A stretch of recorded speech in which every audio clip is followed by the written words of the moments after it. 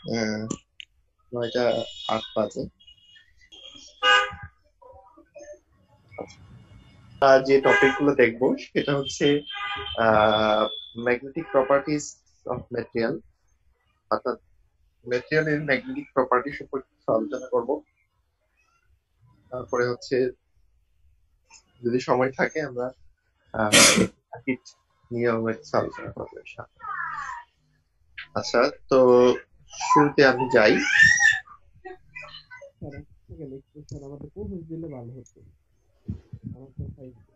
Hello, hello sir. হ্যাঁ, কেউ কিছু বলছেন? শুনতে পাইনি কিন্তু। স্যার আমাদের কো-হোস্ট দিলে ভালো হতো। আচ্ছা আচ্ছা, ঠিক আছে, ওকে। কাকে দিব? আমরা হাত তুলছি ভাই। আচ্ছা ঠিক আছে, আমি দুজনকে দিয়ে দিচ্ছি।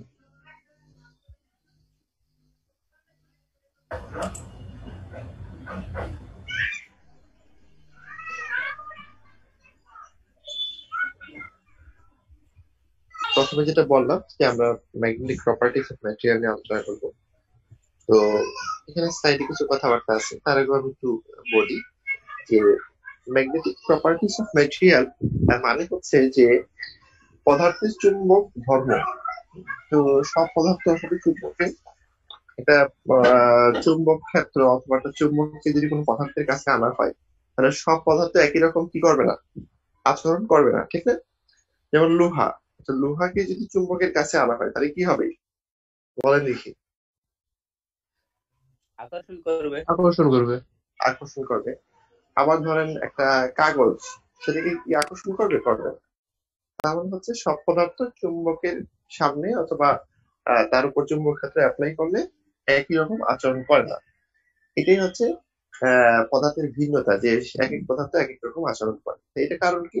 এটার কারণ হচ্ছে তার গঠনগত পার্থক্য, তার মৌলিক গঠন, পদার্থের অ্যাটমিক বৈশিষ্ট্য, বিভিন্ন কারণে সে এরকম ভিন্ন ভিন্ন রকম হয়। তো এইগুলা পদার্থের বৈশিষ্ট্যের উপর ভিত্তি করে চুম্বক পদার্থ অথবা পদার্থের চুম্বকত্ব সেটাকে বিভিন্ন ভাবে ভাগ করা যায়। আমরা অনেকেই জানি হয়তো, যেমন ফেরোম্যাগনেটিক, তারপরে হচ্ছে অ্যান্টি ফেরোম্যাগনেটিক, ডায়াম্যাগনেটিক, প্যারাম্যাগনেটিক, এরকম বিভিন্ন নামে নামকরণ করা হয়। নামগুলো হয়তো আপনারা শুনছেন।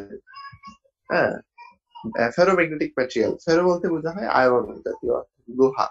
তো লোহা টাইপের যেগুলো আছে সেগুলোকে বলা হচ্ছে কি ফেরোম্যাগনেটিক, ঠিক আছে? আবার আছে ডায়াম্যাগনেটিক। ডায়াম্যাগনেটিক এর মধ্যে বিভিন্ন রকম আছে, যেমন পানি, তারপরে এরকম আরো বিভিন্ন রকম আছে। তারপরে আছে প্যারাম্যাগনেটিক। তো এগুলো হচ্ছে পদার্থের বৈশিষ্ট্যের উপর ডিপেন্ড করে বিভিন্ন ভাবে নামকরণ করা হয়। যেমন ফেরোম্যাগনেটিক বলা হয় যে সমস্ত পদার্থ চুম্বক যদি তার কাছে নিয়ে আসা হয় তাহলে সেটাও একটা চুম্বকের মতো আচরণ করে। যেমন লোহাটাকে যদি কি করা হয়, কোন একটা চুম্বকের কাছে নেওয়া হয়, তাহলে লোহাটা আকর্ষিত হয় এবং পাশাপাশি এই লোহাটাও কি হয়, সেও একটা চুম্বকের মতো আচরণ করে, সেও আরেকটা লোহাকে আকর্ষণ করতে পারবে না। ইভেন আমরা চুম্বক ক্ষেত্রটা সরায় নেওয়ার পরেও তার মধ্যে কিছু চুম্বকত্ব রয়ে যায়, ঠিক আছে? তো এই ধরনের ম্যাটেরিয়াল গুলোকে বলা হয় ফেরোম্যাগনেটিক ম্যাটেরিয়াল। আচ্ছা, তার আগে আরেকটা ব্লড ক্লাসিফিকেশন বলি। কিছু আছে ম্যাগনেটিক ম্যাটেরিয়াল, কিছু আছে কি ম্যাগনেটিক ছাড়া। ম্যাগনেটিক ম্যাটেরিয়াল বলতে বোঝায় যে সমস্ত ম্যাটেরিয়ালের উপর আমি চুম্বক ক্ষেত্র অ্যাপ্লাই করলে সে তার দ্বারা কি হবে, কিছু বৈশিষ্ট্য সে প্রদর্শন করবে। এটাকে বলা হয় ম্যাগনেটিক ম্যাটেরিয়াল অথবা চুম্বক পদার্থ। যেমন ফেরোম্যাগনেটিক, প্যারাম্যাগনেটিক, অ্যান্টিফেরো, বিভিন্ন রকম নামকরণ। আবার কিছু আছে যে সে কোন রকম রিয়েকশন করবে না চুম্বক ক্ষেত্র অ্যাপ্লাই করার পর, এদেরকে বলা হয় অচুম্বক পদার্থ, অর্থাৎ যারা কোনো ধরনের চুম্বকত্ব প্রদর্শন করবে না, ঠিক আছে? যেমন একটা উদাহরণ দিলাম যে কাগজ, সে কিছুই করবে না ম্যাগনেটিক ফিল্ড অ্যাপ্লাই করলে, এরকম আছে। তো এখন কথা হচ্ছে যে আমি যে বিভিন্ন ভাগগুলা বললাম এর মধ্যে একটা বললাম ফেরোম্যাগনেটিক, যে তার দ্বারা আকর্ষিত হবে এবং সে নিজেই চুম্বকের মতো হয়ে যাবে। তারপরে আরেকটা হচ্ছে ডায়াম্যাগনেটিক। ডায়াম্যাগনেটিক আসলে বিকর্ষণ করে, অর্থাৎ চুম্বকটা কাছে আনলে সে চুম্বক থেকে দূরে সরে যাবে, সে চুম্বক দ্বারা আকর্ষিত হবে না। লোহা যেরকম চুম্বক আনলে লোহার কাছে চুম্বকের কাছে চলে আসে, লোহার গুঁড়া দেখা যায় যে চুম্বককে চারপাশে ঘিরে ধরে, এটা কি হবে, আরোটা বিকশিত হবে। পানি যেটা, এই পানি টাইপের আরো অনেক পদার্থ আছে। লাইট জ্বলায়, এরা ওই নীল লাইট জ্বলায়, লাল লাইট জ্বলায়, সবুজ তো লাইট জ্বলায়। এদেরকে বলা হয় ডায়াম্যাগনেটিক পদার্থ। ডায়া বলতে বোঝায় যে সে বিকর্ষণ করবে, খুব বেশি বিকর্ষণ না, হালকা বিকর্ষণ করবে। একটা হচ্ছে প্যারাম্যাগনেটিক। প্যারাম্যাগনেটিকটাও ফেরোম্যাগনেটিক এর মতোই, কিন্তু প্যারাম্যাগনেটিক পদার্থগুলা সেটা হচ্ছে সে আকর্ষণ করবে কিন্তু খুব অল্প পরিমাণে। অর্থাৎ ডায়া এবং প্যারা এদের ম্যাগনেটিক যে আকর্ষণ বিকর্ষণ সেগুলো খুব অল্প পরিমাণে। আর ফেরোটা হচ্ছে পাওয়ারফুল আকর্ষণ। আচ্ছা, এছাড়াও আরো অনেকগুলো আছে অ্যান্টিফেরো, ওগুলো আমরা জানি না, আমরা জাস্ট সিম্পল কিছু ক্লাসিফিকেশন যেটা হয়তো আপনারা অনেকে শুনছেন। তো আমার আজকের এটা পড়ানোর মেইন এটা হচ্ছে যে এটা আসলে কেন হয়, পদার্থ এই ধরনের আচরণ কেন করে, সেটা আমরা একটু আলোচনা করি। আমরা জানি যে পদার্থের ভিতরে কি থাকে, অ্যাটম থাকে, ঠিক না? তো অ্যাটম গুলার ভিতরে আবার কি থাকে, ইলেকট্রন থাকে। তো আমরা কিন্তু আলোচনা করছি যে আসলে চুম্বকত্ব কিভাবে তৈরি হয়। চুম্বকত্ব তৈরি হয় হচ্ছে যে কোনো একটা চার্জ পার্টিকেল সে যদি গতিশীল হয় তখন তার চারপাশে কি তৈরি হয়, ম্যাগনেটিক ফিল্ড বা চুম্বকত্ব সৃষ্টি হয়। হ্যালো, আমার কথা কি শোনা যাচ্ছে? জি স্যার। হ্যাঁ, আপনারা না বুঝলে অবশ্যই বলবেন বা হাত তুলবেন। তো এটা হচ্ছে যে পদার্থের ভিতরে যে ইলেকট্রন গুলো আছে বা চার্জ গুলো আছে, প্রতিটা পদার্থের ভিতরেই কিন্তু সেই ইলেকট্রন গুলো রয়ে গেছে। তো ইলেকট্রন গুলো কি হচ্ছে, গতিশীল অবস্থায় আছে। তার মানে কি, প্রতিটা পদার্থের ভিতরেই ইলেকট্রন যেহেতু গতিশীল, তার মানে কি ছোট ছোট চুম্বক, ছোট ছোট একদম ইলেকট্রনটাকে যদি একটা চুম্বক চিন্তা করেন যে সে তার চারপাশে ম্যাগনেটিক ফিল্ড সৃষ্টি করে ফেলবে, তাই না? কারণ কি, ইলেকট্রন গুলো মুভিং অবস্থায় আছে না পদার্থের ভিতরে। হ্যালো, হ্যাঁ, ইলেকট্রন গুলা কিন্তু পদার্থের পরমাণু নিউক্লিয়াসের চারপাশে কিন্তু সে ঘুরতেছে। আবার এটা পৃথিবীর মতো, সে যেমন নিউক্লিয়াসের চারপাশে ঘুরতেছে, আবার নিজের অক্ষের কে কেন্দ্র করেও কিন্তু সে কি হচ্ছে, এই যে পৃথিবী যেরকম কি করে, একটা হচ্ছে আহ্নিক গতি, একটা হচ্ছে বার্ষিক গতি। একটা বার্ষিক গতি বলতে বোঝা যায় সূর্যের চারপাশে ঘুরতেছে, আর একটা হচ্ছে আহ্নিক গতি কি, যেটা সে নিজের যে এক্সিস, সে এক্সিসের চারপাশে ঘুরতেছে, ঠিক না?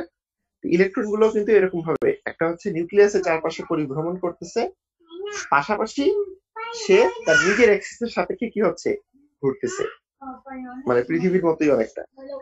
তার মানে কি, চার্জ গুলা কিন্তু দুই রকম গতি আছে, সো দুই ধরনের ম্যাগনেটিক ফিল্ড অবশ্যই থাকবে। আসল কথা হচ্ছে তাহলে ম্যাগনেটিক ফিল্ড, হ্যাঁ ম্যাগনেটিক ফিল্ড কিন্তু ইলেকট্রনের দ্বারা সৃষ্টি হয়ে যাচ্ছে। তাহলে তাহলে প্রশ্ন হলো, তাহলে কিছু ম্যাটেরিয়াল তাহলে কেন চুম্বকত্ব প্রদর্শন করে না, আবার কিছু বিকর্ষণ করে, কিছু আকর্ষণ করে, এগুলো কেন? তো এগুলো আনসার হচ্ছে, যেমন একটা অ্যাটমের কথাই চিন্তা করেন। একটা অ্যাটমের মধ্যে ফর এক্সাম্পল ধরেন ইলেকট্রন আছে 8টা, ধরে নিলাম। 8টা ইলেকট্রন মানে কি, আমরা একটা কেমিস্ট্রিতে পড়ছি হয়তো, যে পলিস এক্সক্লুশন প্রিন্সিপাল বা পলি বর্জন নীতি, পড়ছেন না আপনারা? আপনারা পড়ে আসছেন যে সেটা কি, জি স্যার।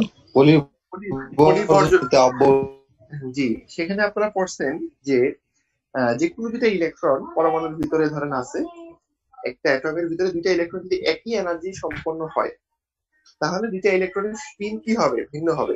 স্পিন ভিন্ন হওয়া মানে হচ্ছে, ধরেন একটা লাঠি ঘোরাচ্ছেন, একটা হয় ক্লকওয়াইজ ঘুরবে, আর একটা স্পিন আপনি যদি উল্টা ঘোরান সে কি হবে, কাউন্টার ক্লকওয়াইজ ঘুরবে। মানে হচ্ছে আমি বললাম না যে পৃথিবীর মতো, পৃথিবীর যেমন আহ্নিক গতি থাকে, আহ্নিক গতি হচ্ছে নিজের অক্ষের চারপাশে ঘুরতে থাকে, ইলেকট্রন গুলো কিন্তু এরকম স্পিনিং অবস্থায় থাকে। ইলেকট্রন গুলো শুধু শুধু ঘুরতেছে এরকম না, পৃথিবী যেরকম স্পিন করতে করতে ঘুরে, মানে পৃথিবীর গতিটাই চিন্তা করেন, সূর্যের চারপাশে ঘুরতেছে, এটা তো একটা ঘূর্ণন আছে, আবার নিজের এক্সিসের সাপেক্ষে সে স্পিন করতেছে পৃথিবীটা, যার কারণে আমার রাত্র দিনের পরিবর্তন হচ্ছে।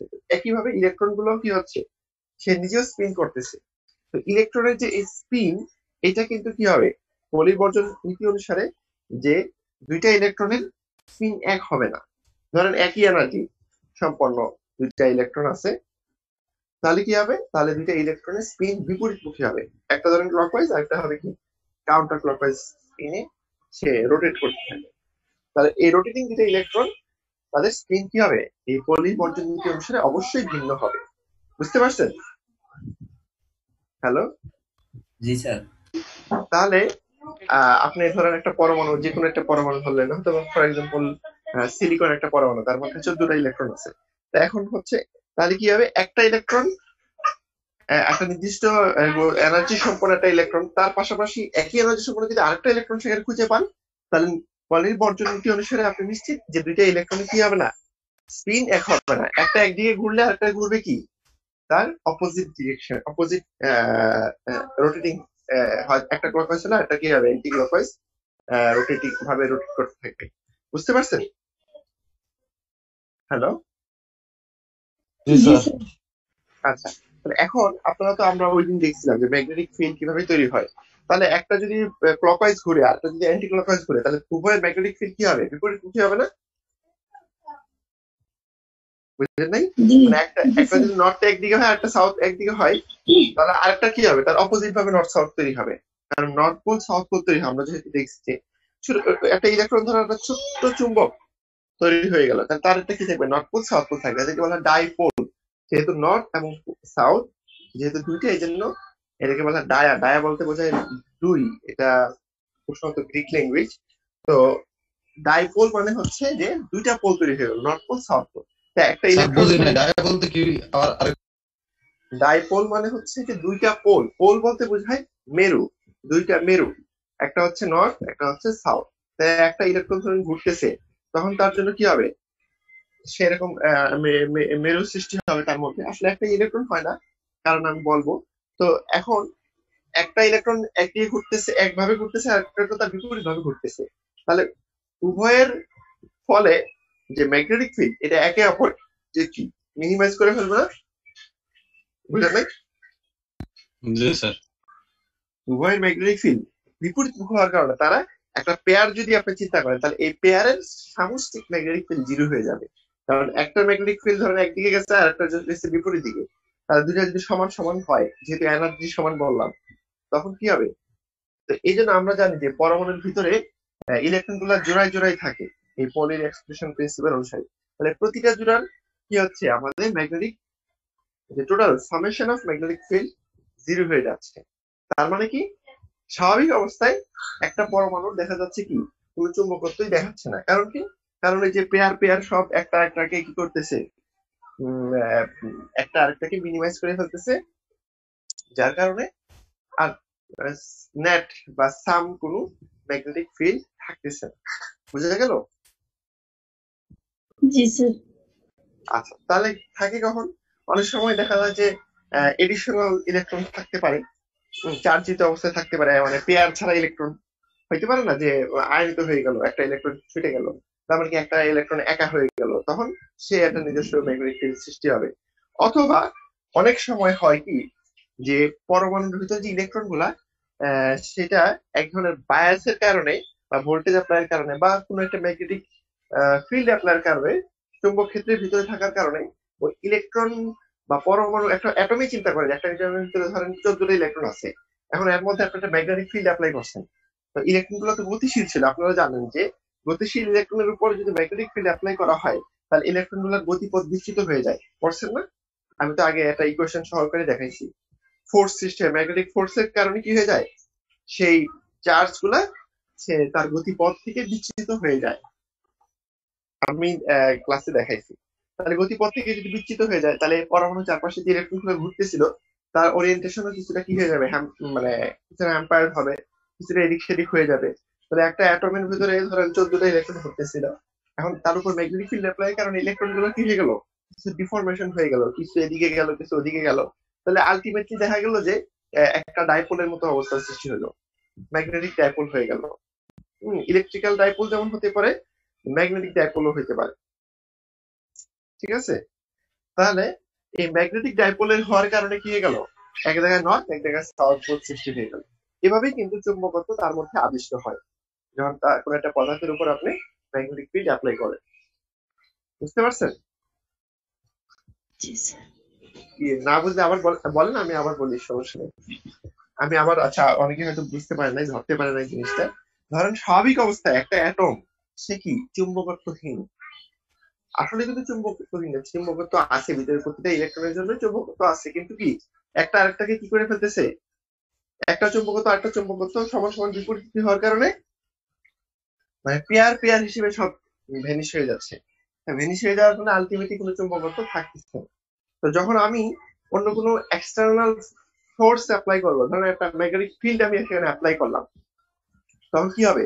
ইলেকট্রন গুলো যে গতিশীল ছিল অ্যাটমের ভিতরে, সেগুলোর মধ্যে কি তার গতিপথ বিচ্যুত হয়ে যাবে না, বা তার গতিপথ কিছুটা চেঞ্জ হয়ে যাবে না? বুঝতে পারছেন? কারণ আমরা পড়ছি, আমরা যে ম্যাগনেটিক ফোর্স যখন আমরা পড়ছি F equal to I L cross B, সেখানে আমরা অথবা F equal to Q V B, সেখানে আমরা দেখছি যে কোনো একটা ম্যাগনেটিক ফিল্ডের ভিতরে কোনো চার্জ যদি গতিশীল থাকে তাহলে সেই চার্জের গতিপথ চেঞ্জ হয়ে যায় ডিউ টু ম্যাগনেটিক ফোর্স। চুম্বক বলের প্রভাবে যেহেতু চার্জের উপর চুম্বক বল প্রযুক্ত হয়ে যায়, তখন সে কি হয়ে যায়? তার গতিপথ থেকে বিচ্যুত হয়ে যায়।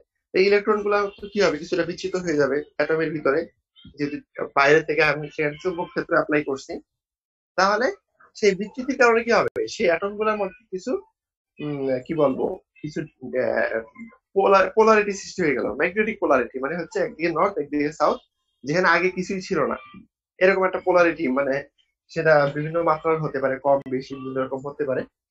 এরকম কি হবে? চুম্বক পোলারিটি সৃষ্টি হবে। পোলারিটি বলতে বোঝায় একদিকে নর্থ পোল একদিকে সাউথ পোল সৃষ্টি হলো, মানে একটা ইলেকট্রন একটা অ্যাটম একটা চুম্বকের মতো হয়ে গেল। বুঝতে পারছেন? চুম্বকের মতো হওয়াই হচ্ছে তার চুম্বকত্ব, এটাকে বলে ম্যাগনেটিজম। এভাবেই কিন্তু আমি তার মধ্যে চুম্বকত্ব আবিষ্কার করলাম, যেখানে আগে কি ছিল না, কোনো চুম্বকত্ব ছিল না। স্বাভাবিক অবস্থায় সে চুম্বকত্বহীন, কিন্তু অ্যাপ্লাই করার কারণে সে কি হয়ে গেল? কিছুটা চুম্বকত্ব আচরণ করলো। আচ্ছা, আবার স্বাভাবিক অবস্থায় যে এটা আমি তাকে অ্যাপ্লাই করে তাকে সৃষ্টি করলাম, আবার অনেক সময় কি হতে পারে যে আগে থেকেই ছিল চুম্বকত্ব। একটা অ্যাটমের মধ্যে ধরুন আগে থেকে চুম্বকত্ব থাকতে পারে। কারণ কি? তার মধ্যে তার এক্সটার্নাল ফোর্স, আমি বললাম যে তার পাশে আশেপাশে কি আছে, বিভিন্ন রকম চার্জ আছে, এই সেই বিভিন্ন কারণে তার মধ্যে আগে থেকে কিছু চুম্বকত্ব থাকতে পারে। আবার নতুন করে আমি ম্যাগনেটিক ফিল্ড অ্যাপ্লাই করেও তার মধ্যে চুম্বকত্ব সৃষ্টি করতে পারি। তাহলে এই বিভিন্ন কারণে এই পদার্থের মধ্যে বিভিন্ন রকম ভিন্নতা হয়। ঠিক আছে? তো ভিন্নতার কারণে কিন্তু আমরা চুম্বক পদার্থগুলোকে বিভিন্ন ভাবে ভাগ করছি। সেটা যদি আমরা দেখি, আচ্ছা এখানে একটা সেটআপ দেখা হয়েছে যে একটা ম্যাটেরিয়ালকে একটা কয়েলের ভিতরে রাখলে কি হবে? সেই কয়েলের ভিতরে যেহেতু অলরেডি ম্যাগনেটিক ফোর্স সৃষ্টি হয়ে আছে, সেখানে ম্যাগনেটিক ফিল্ড সৃষ্টি হবে H equal to Ni cross N, এই ফর্মুলা অনুসারে। যেখানে H টা হচ্ছে ম্যাগনেটিক ফিল্ড। আচ্ছা এখানে কিছু সংজ্ঞা দিয়েছে ম্যাগনেটিক সাসেপ্টিবিলিটি। ম্যাগনেটিক সাসেপ্টিবিলিটি হচ্ছে যে তার মধ্যে আসলে কতটুকু চুম্বকত্ব সৃষ্টি হচ্ছে তার একটা পরিমাণ আর কি। এখানে যে আমি একটু আলোচনা করছিলাম ইলেকট্রন স্পিনের কারণে যে চুম্বক ভ্রামক সৃষ্টি হয়, ম্যাগনেটিক মোমেন্ট ওই যে আমরা আলোচনা করছি আগের ক্লাসে, একটা জাস্ট সিম্পল কয়েলের মাধ্যমে ইলেকট্রোম্যাগনেটিক ক্ষেত্রে আলোচনা করছিলাম। এখানে হচ্ছে যেটা ইলেকট্রনের জন্য কিভাবে ম্যাগনেটিক মোমেন্ট তৈরি হয়। ম্যাগনেটিক মোমেন্ট বলতে বোঝায়, বা চুম্বকের আমরা ডাইপোল মোমেন্টও বলি, সেটা হচ্ছে যে একটা চুম্বকটাকে, ছোট একটা চুম্বক ধরেন, এটাকে যদি আমি একটা বড় চুম্বক ক্ষেত্রে এখানে রাখি, তাহলে সেই বড় চুম্বক ক্ষেত্রের সাথে অ্যালাইন হওয়ার চেষ্টা করে। এটাই হচ্ছে তার ভ্রামক, সে কতটুকু ফোর্সে সে অ্যালাইন হওয়ার চেষ্টা করবে। ম্যাগনেটিক ফোর্স বা ম্যাগনেটিক টর্ক, সেটাকেই বলা হয় ম্যাগনেটিক মোমেন্ট। ঠিক না? ধরেন আপনার একটা চুম্বক আছে, আর চুম্বক শলাকা যদি থাকে, সেই শলাকাটা কি হবে? সে চুম্বকের সাথে অ্যালাইন হওয়ার চেষ্টা করবে। অথবা একটা চুম্বক আপনি রাখছেন, উপরে কিছু লোহার গুঁড়া ছিটিয়ে দিচ্ছেন, লোহার গুঁড়াগুলো কি হবে? সে চুম্বক ক্ষেত্র বরাবর কি হবে? সে সজ্জিত হওয়ার চেষ্টা করবে। তাহলে প্রতিটা গুঁড়া বা প্রতিটা ছোট ছোট যে চুম্বক শলাকা, সেগুলা কি হচ্ছে? ওই চুম্বক ক্ষেত্র, বড় চুম্বক ক্ষেত্র, ওই লাইন বরাবর যে সে অ্যালাইন হওয়ার জন্য যেটা ফোর্স অনুভব করতেছে, এটাকেই বলা হয় ম্যাগনেটিক মোমেন্ট। তো যাই হোক, এখানে বিভিন্ন রকমের জন্য তার প্যারামেট্রিক কিছু পার্থক্য দিচ্ছি, যেমন ferromagnetic material, iron, nickel ferrite, বিভিন্ন রকম নিকেল, বিভিন্ন রকম ম্যাটেরিয়াল, এগুলো হচ্ছে ফেরোম্যাগনেটিক ম্যাটেরিয়াল, তাদের সাসেপ্টিবিলিটি একরকম।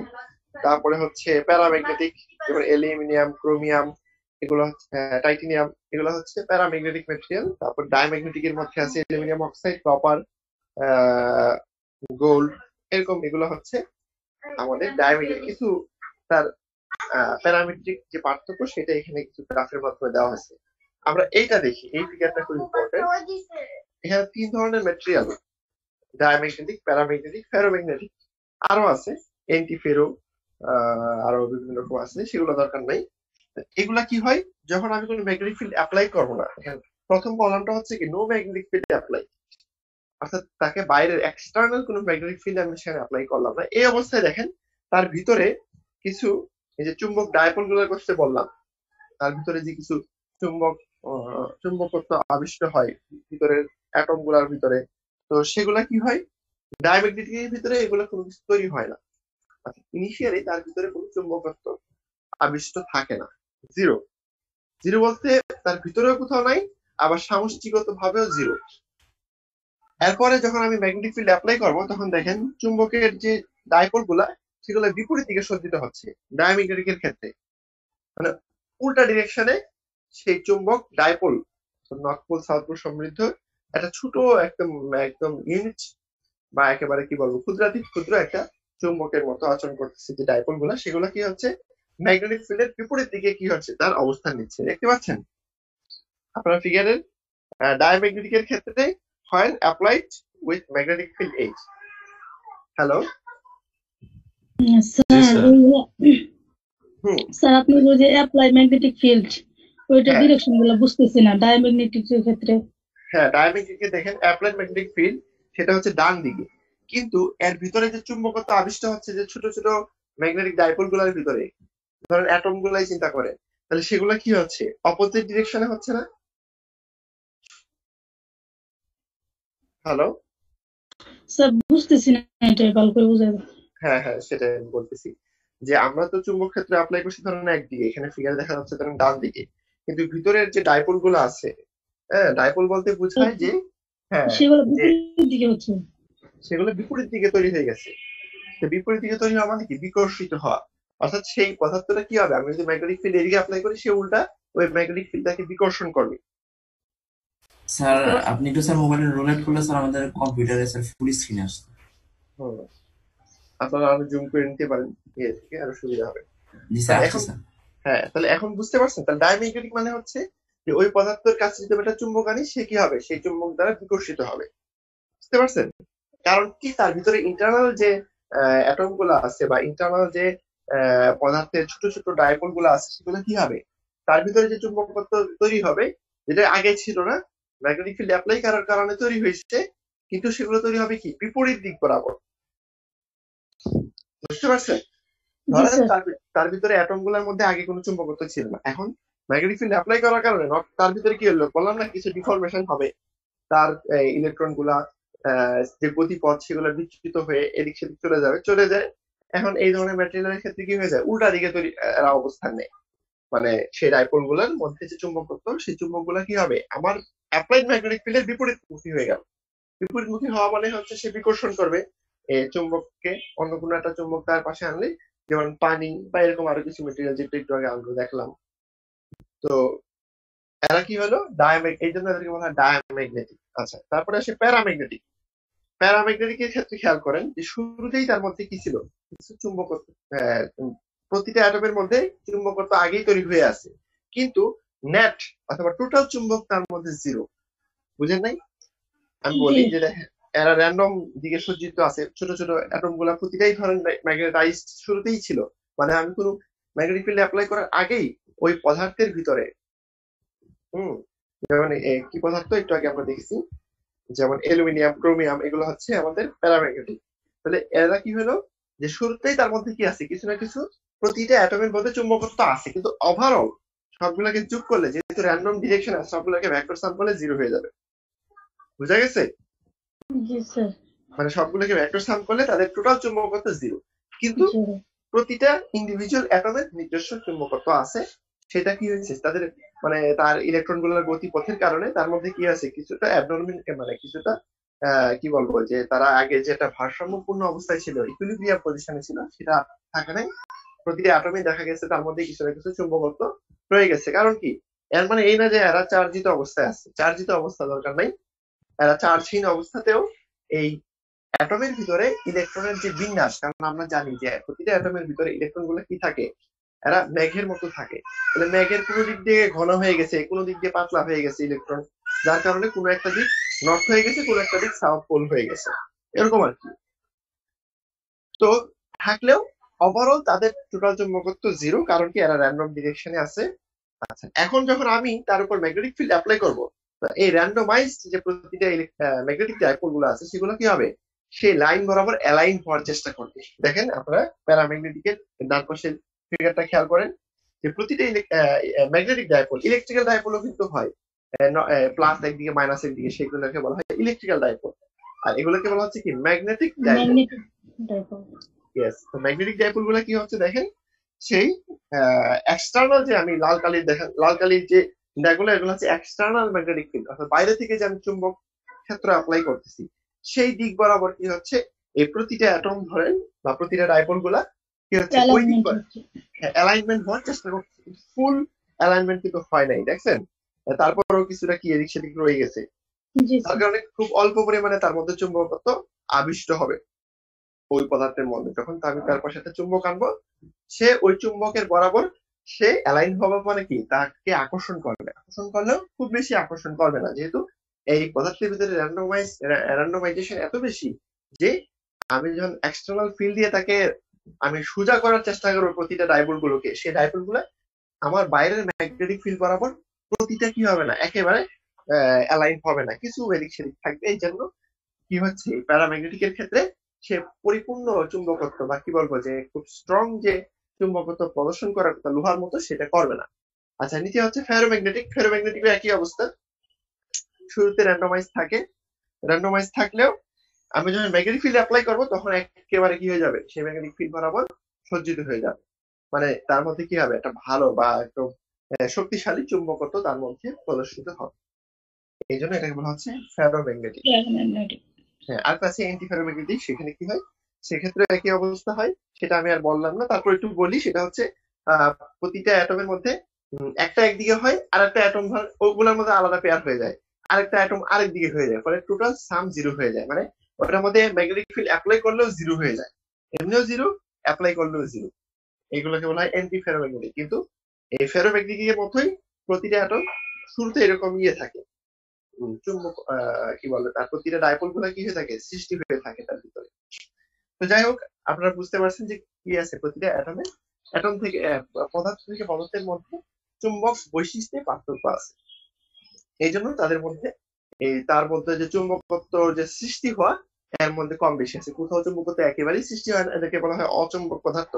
আর কিছু কিছু পদার্থের চুম্বকত্ব সৃষ্টি হয়, সৃষ্টি হলেও কোনোটার দিকে মানে হয় চুম্বক ক্ষেত্রের দিকে অথবা বিপরীত দিকে সৃষ্টি হয়, অর্থাৎ কোনোটা আকর্ষণ করে কোনোটা বিকর্ষণ করে, বিভিন্ন রকম সৃষ্টি হয়, যেটা আমরা এখানে আলোচনা করলাম। আমাদের এর বেশি ডিপে যাওয়ার প্রয়োজন নেই, আমরা অন্য স্লাইডে চলে যাই। ওকে,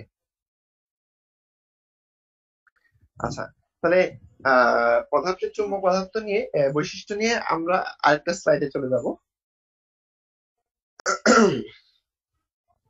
আমি আসলে সবগুলোকে কম্পাইল করতে পারি নাই, মোবাইল থেকে ক্লাস হচ্ছে, আমার কম্পিউটারটা একটু ঝামেলা করতেছে, তো একটু হচ্ছে, আমি সবগুলো স্লাইডে দিয়ে দিব, আপনারা জাস্ট একটু কম্পাইল করে নিয়ে তাহলেই হবে।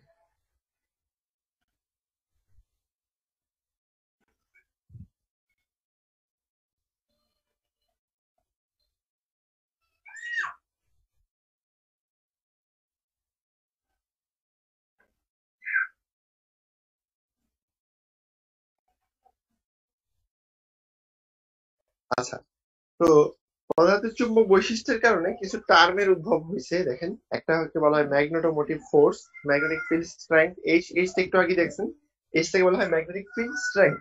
যেমন ইলেকট্রিক ফিল্ডের স্ট্রেংথে আমরা বলি ই, এরকম ম্যাগনেটিক ফিল্ডের স্ট্রেংথে বলা হয় এইচ। তারপর আছে magnetic permeability, reluctance, analogy between electric and magnetic circuits.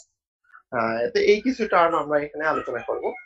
প্রথমে আসি ম্যাগনেটোমোটিভ ফোর্স, এমএফ জিনিসটা কি। আচ্ছা, তার আগে বলি, unlike electric field lines, the lines of magnetic field flux form closed loops.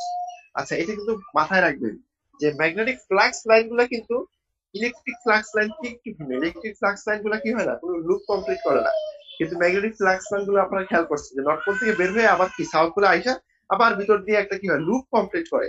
আপনারা কি খেয়াল করছেন? খেয়াল করলে কিন্তু বুঝতে পারবেন। আচ্ছা, magnetic circuit is a close path followed by link of lines of magnetic flux. Magnetic circuit নিয়ে আমরা একটু পরে আলোচনা করতেছি। A copper wire, because of its high conductivity, confines the electric current within itself. আচ্ছা, এটা আমরা পরে আর আচ্ছা, প্রথমে আসি ম্যাগনেটোমোটিভ ফোর্স, এমএমএফ স্যার এর মানে স্যার হ্যাঁ, এসব সাইড থেকে স্যার কোন টাইপের প্রশ্ন হবে স্যার? মানে স্যার কেমন টাইপের প্রশ্ন হবে একটু ধারণা যদি দিতেন। এখানে আমরা আপাতত শর্ট কোয়েশ্চেন টাইপের প্রশ্ন পড়তেছি, তো কিছু ম্যাথমেটিক্যাল প্রবলেমও আছে সামনে দেখবো, আর হচ্ছে ব্রড কোয়েশ্চেন হইতে পারে, অনেকগুলো ছোট ছোট কোয়েশ্চেন একসাথে হয়ে ব্রড কোয়েশ্চেন হতে পারে, এই টাইপের আর কি। আচ্ছা, আমরা পরে আলোচনা করবো, আমরা একেবারে যখন রিক্যাপ করবো বা পরীক্ষায় কি ধরনের কোয়েশ্চেন আসে সেগুলো নিয়ে আমরা আলোচনা করবো। আচ্ছা, তো ম্যাগনেটোমোটিভ ফোর্স বা এমএমএফ, তো এটা কি জিনিস? আমরা ইলেকট্রোমোটিভ ফোর্স এর নাম শুনছি হয়তো, ইএমএফ নাম শুনছেন? জি স্যার। হ্যাঁ, তো ইলেকট্রোমোটিভ ফোর্স হচ্ছে আমাদের ইলেকট্রিক্যাল সার্কিটের ক্ষেত্রে অথবা ইলেকট্রিক্যাল ফিল্ডের ক্ষেত্রে, আর ম্যাগনেটোমোটিভ ফোর্স হচ্ছে আমাদের ম্যাগনেটিক ফিল্ডের চুম্বকের ক্ষেত্রে। ক্ষেত্রে। হ্যাঁ, চুম্বকের ক্ষেত্রে আমরা এটা ব্যবহার করি এই টার্মটা। তাহলে এটা পার্থক্য কি? এটা পার্থক্যটা হচ্ছে ইলেকট্রোমোটিভ ফোর্স, সেটা মানে হচ্ছে যে ফোর্সটা কি করবে, আমার কোন একটা পদার্থের ভিতরে কারেন্টকে প্রবাহিত করাবে বা ইলেকট্রনকে প্রবাহিত করাবে, যে যে সঞ্চালক শক্তি, সেটাকে বলে আমরা ইএমএফ। বা ড্রাইভিং ফোর্সটা কি করবে, ইলেকট্রনটাকে কোন একটা সার্কিটের ভিতরে বা কোন পদার্থের ভিতর দিয়ে বা পরিবাহীর ভিতর দিয়ে সেই ইলেকট্রনটাকে চালিত করবে, সেই ফোর্সটাকে কি বলা হয়, ইলেকট্রোমোটিভ ফোর্স। আর ম্যাগনেটোমোটিভ ফোর্সটা হচ্ছে যে, এখানে তো আর কোনো ইলেকট্রন নাই, এখানে হচ্ছে যে আমার যে ফ্লাক্সটা তৈরি হয়, সে তৈরিটা যে করে, যে ড্রাইভিং ফোর্সের কারণে তৈরি হয়, সেটাকে বলা হয় magnetic motive force. Magnetic flux যে আমার তৈরি হচ্ছে বা চুম্বকত্ব যে তৈরি হচ্ছে, সেটা যে ড্রাইভিং ফোর্সের কারণে তৈরি হচ্ছে, সেটাকে বলা হয় ম্যাগনেটোমোটিভ ফোর্স। এটা হচ্ছে তার কোয়ালিটেটিভ কি বলবো ডেফিনেশন, বাট আমরা আরো ভিতরে যাব। যে বলেছে যে electric current is due to the existence of electromotive force, অর্থাৎ ইলেকট্রিক কারেন্ট তৈরি হয় ইএমএফ এর কারণে। বাই অ্যানালজি, আমরা এভাবে যদি সাদৃশ্য করি তাহলে পাবো, we may say that in a magnetic circuit the magnetic flux is due to the existence of magnetomotive force। অর্থাৎ ম্যাগনেটিক সার্কিট, সেটা আমরা এখনো দেখিনি, তারপরেও দেখবো একটু পরে, সেটা হচ্ছে ম্যাগনেটিক সার্কিটের ভিতরে কি হয়, ম্যাগনেটিক ফ্লাক্স প্রবাহিত হয়। যেমন ইলেকট্রিক সার্কিটের ভিতরে কি হয়, ইলেকট্রন প্রবাহিত হয় বা কারেন্ট প্রবাহিত হয়। তো একই রকম ভাবে ম্যাগনেটিক সার্কিট যেগুলো আছে সেগুলো কি হবে, ম্যাগনেটিক ফ্লাক্স গুলা প্রবাহিত হয়। তো ম্যাগনেটিক ফ্লাক্সটা যে ফোর্সের কারণে প্রবাহিত হয় সেটাকে বলা হয় ম্যাগনেটোমোটিভ ফোর্স। মানে এটা হচ্ছে সেই ড্রাইভিং ফোর্স যেটা এই ফ্লাক্সটাকে কি করা হচ্ছে, চালিত করতেছে। আচ্ছা, MMF is caused by current flowing through one of more terms. MMF তৈরি হয় কোন একটা কয়েলের ভিতর দিয়ে যদি কি হয়, কারেন্ট প্রবাহিত হয়, সেই এই কারেন্টের কারণে আসলে এমএমএফটা তৈরি হয়। The value of the MMF, অর্থাৎ এটা যদি আমরা তার ভ্যালু চাই, তার মান কত বা তার একটা সূত্র বের করতে চাই, সেটা বলা হচ্ছে is proportional to the current and number of turns. যে কয়েলের ভিতর দিয়ে কারেন্ট ফ্লো হচ্ছে, ধরো একটা কয়েলের ভিতর দিয়ে কারেন্ট ফ্লো হচ্ছে, তাহলে কি হবে, সেই কয়েল থেকে চুম্বকত্ব কিন্তু সৃষ্টি হবে, সেই কয়েলটা চুম্বকে পরিণত হবে, অর্থাৎ কয়েল থেকে ম্যাগনেটিক ফ্লাক্স লাইন গুলা বের হবে, অদৃশ্য, সেগুলো দেখা যাবে না। তাহলে সেই কয়েলের ভিতরে যে পরিমাণ কারেন্ট ফ্লো হচ্ছে, সেই কারেন্ট ফ্লো এর সমানুপাতিক এমএমএফ এর মানটা, এবং সেই কয়েলের যে কয়টা টার্নস আছে, মানে একটা কয়েল তো অনেকগুলো প্যাচ থাকতে পারে, যে কয়টা প্যাচ সংখ্যা আছে তারও সমানুপাতিক। তাহলে আমরা যদি এটার একটা সূত্র দাঁড় করাই, তাহলে MMF equal to N into I. I হচ্ছে কারেন্ট আর এন হচ্ছে number of turns in a coil. বুঝতে পারছেন? এবং এটার একক হচ্ছে এম্পিয়ার ইন্টু টার্নস। বুঝতে পারছেন? তাহলে এটা কিন্তু খুব সিম্পল একটা। Sir MF equal N into I নাকি? এন টার্ন সংখ্যা, আই হচ্ছে কারেন্ট। কারেন্ট, অর্থাৎ সেই কারেন্টের যেহেতু সমানুপাতিক, আবার কি টার্ন সংখ্যার সমান, মানে বেশি যত টার্নস হবে তত এমএমএফ বেশি হবে, কারেন্ট যত বেশি হবে কয়েলের ভিতর দিয়ে, সেই কয়েলের এমএমএফ বেশি হবে। হ্যাঁ, অর্থাৎ একটা কয়েলের যত বেশি টার্নস হবে এবং সেই কয়েলের ভিতরে যত বেশি কারেন্ট ফ্লো হবে, তত বেশি সেই কয়েল থেকে ম্যাগনেটিক ফিল্ড বা ম্যাগনেটিক ফ্লাক্স লাইন বেশি বের হবে বা ম্যাগনেটিক ফ্লাক্স লাইন তত শক্তিশালী হবে। এই জন্য তার ম্যাগনেটোমোটিভ ফোর্স যত বেশি হতে হবে, নয়তো আর এমনি এমনি ফ্লাক্স লাইন গুলো তৈরি হবে না। তার মানে হচ্ছে যে ওই কয়েল থেকে যে পরিমাণ ফ্লাক্স বের হচ্ছে বা যে ম্যাগনেটোমোটিভ ফোর্সটা তার কয়েল এর জন্য হবে, সেটা হবে অ্যাকচুয়ালি সেই কারেন্ট এবং টার্নস সংখ্যার সমানুপাতিক। আচ্ছা, এই যে এখানে দিছি আর কি। আচ্ছা, তারপরে বলতেছে তাহলে ম্যাগনেটিক ফিল্ড স্ট্রেংথ এইচটা আসলে কি? এইচটা হচ্ছে MMF per metre length of a magnetic circuit, এটাকে বলা হয় ম্যাগনেটিক ফিল্ড স্ট্রেংথ। অর্থাৎ এই এমএমএফ কে যদি আমরা কি করি, সেই ম্যাগনেটিক সার্কিটের লেংথ দ্বারা আমরা ভাগ করে দিই, তাহলে আমরা কি পাবো? ম্যাগনেটিক ফিল্ডটা পাওয়া যাবে। এখানে একটা সূত্র দিছে, মানে এখানে একটা কি বলবো, এটাকে বলা হয় টরয়েড বলা হয়। এরকম গোল একটা চাকতি না, এটা আসলে কি বলবো, এটা শেপটা দেখে কিন্তু আপনারা বুঝতে পারতেছেন। এরকম কিছু ফলো পাওয়া যায়, চকলেটের মতো পাওয়া যায় এই টাইপের। তো এরকম একটা স্ট্রাকচারের মধ্যে আমরা ধরেন কয়েল পেঁচাইলাম। কয়েল পেঁচানোর কারণে দেখেন কয়েলে দুইটা টার্মিনাল দেওয়া আছে। এটার যে লেংথ এল, এটা যদি লেংথ এল হয়, length of the magnetic circuit, এইটা লেংথ যদি এল হয়, কোন এল দেখেন ভিতরে ডট ডট দিয়ে একটা সার্কেল ড্র করছে, সেই সার্কেলের লেংথ বা পেরিমিটার যাই বলেন। আচ্ছা, এটা দিয়ে যদি আমি ভাগ করে দিই, কাকে ভাগ করব? এফ। এফটাকে বলা হচ্ছে এমএমএফ, ম্যাগনেটিক মোটিভ ফোর্স, যেটার মান হচ্ছে এন ইন্টু আই অথবা আই ইন্টু এন, যাই লেখা হোক, সেটাকে লেংথ দ্বারা ভাগ করলে আমরা কি পাচ্ছি? ম্যাগনেটিক ফিল্ড ইন্টেন্সিটি বা ম্যাগনেটিক ফিল্ড স্ট্রেংথটা আমরা পাচ্ছি। বুঝতে পারছেন? এখানে কিন্তু একেবারে সূত্র দিয়ে বুঝাই দিচ্ছে এবং বলছে যে it's value is independent of the medium. এই পদার্থের যে মিডিয়ামে আছে, বায়ু বা অন্য কোনো তরল মিডিয়াম, এগুলোর উপর ডিপেন্ডেন্ট। তাহলে এখানে আমরা ম্যাগনেটিক ফিল্ডের একটা সংজ্ঞা পেয়ে গেলাম। তারপরে বলছে ম্যাগনেটিক পারমিবিলিটি। ম্যাগনেটিক পারমিবিলিটি বলতে বোঝায় যে চুম্বক ফ্লাক্সটা যে তৈরি করলো, ধরেন একটা কয়েলের ভিতর দিয়ে আমি কারেন্ট ফ্লো করার কারণে সে কি করলো, তার চারপাশে চুম্বক ফ্লাক্স জেনারেট করলো। এই ফ্লাক্স গুলো কি হবে? সে বাতাসের ভিতর দিয়ে যাবে, অথবা তার চারপাশে যে মিডিয়াম পাবে সেই মিডিয়ামের ভিতর দিয়ে যাবে। তো এখন মিডিয়াম টু মিডিয়াম কি হয়, সে চুম্বকের প্রতি সে কি হয়, তার বৈশিষ্ট্য ভিন্ন ভিন্ন রকম হয়। একটু আগে আমরা দেখছি ডায়াম্যাগনেটিক, প্যারাম্যাগনেটিক, বিভিন্ন রকম হয়। ফেরোম্যাগনেটিক, আবার সব ফেরোম্যাগনেটিক ম্যাটেরিয়ালের সে চুম্বকতা একরকম হবে। তার মানে কি, ম্যাটেরিয়াল টু ম্যাটেরিয়াল কি হচ্ছে, তার ভিতরে যে চুম্বকত্ব ভিন্ন ভিন্ন রকম হবে। তো একই কথা যে একটা ফ্লাক্স সে কোনো ম্যাটেরিয়ালের ভিতরে যাবে, ম্যাগনেটিক ফ্লাক্সটা এক এক ম্যাটেরিয়ালের ভিতরে এক এক রকম তার সে বাধাপ্রাপ্ত হবে। কোনো পদার্থের ভিতরে যে সোজা চলে যাবে, যেমন এয়ার বাতাসের ভিতর দিয়ে ইজিলি চলে যাচ্ছে। আবার যদি তার মধ্যে বাতাসের জায়গায় যদি আমি একটা লোহা রাখি, একটা ম্যাগনেটিক ফ্লাক্স লোহার ভিতরে আরো সুন্দর করে যাবে। তার মানে কি, বাতাসের চাইতে লোহার ভিতর দিয়ে আরো ভালো করে যাবে। তার মানে কি, তার ম্যাগনেটিক ফ্লাক্স যে রেজিস্ট্যান্স অনুভব করছিল বাতাসের মধ্যে, এই লোহার ভিতরে আরো কম অনুভব করবে। আচ্ছা, সেখানে যদি আমি লোহার পরিবর্তে রাখি কাগজ, তাহলে আরো কম যাবে। তার মানে কি, বাতাসের চাইতেও কাগজের ভিতরে আরো কি হচ্ছে, কম যাচ্ছে। তাহলে এই যে ম্যাগনেটিক ফ্লাক্স লাইন গুলো আছে, সে তার যাত্রা পথে যে বাধা অনুভব করতেছে, বা বাধার অপোজিট যেটা, এটাকে বলা হয় পারমিবিলিটি, মানে হচ্ছে যে এটাকে বলা হয় চুম্বক ভেদন যোগ্যতা, সে কতটুকু ভালো করে এটা ভেদ করে চলে যেতে পারতেছে, এটাকে বলা হয় ম্যাগনেটিক পারমিবিলিটি। এটা একটা পদার্থের বৈশিষ্ট্য যে সে একটা চুম্বক ক্ষেত্রকে কত সুন্দর করে বা কত ভালো তাকে পাস করতে দিবে। যদি বেশি ভালো পাস করতে যায়, যেমন লোহা, তাহলে তার ম্যাগনেটিক পারমিবিলিটি বেশি হবে। আর এটার একটা ইউনিট ধরা হয় এয়ারটাকে, বাতাসের ম্যাগনেটিক পারমিবিলিটিকে রিলেটিভ পারমিবিলিটিকে 1 ধরা হয়। তো বাতাসের চাইতে খারাপ থাকতে পারে, যেমন কাগজ বা এরকম বললাম, অথবা ডায়াম্যাগনেটিক, সে পাস করতে দিবে না, উল্টা বিকর্ষণ করবে, এরকম হতে পারে। বুঝতে পারছেন? তাহলে এটা একটা টার্ম, ম্যাগনেটিক পারমিবিলিটি। এটা মিউ নট, ইয়ার অথবা শূন্যস্থানটাকে একটা স্ট্যান্ডার্ড ধরা হয়, এটাকে বলা হয় মিউ নট।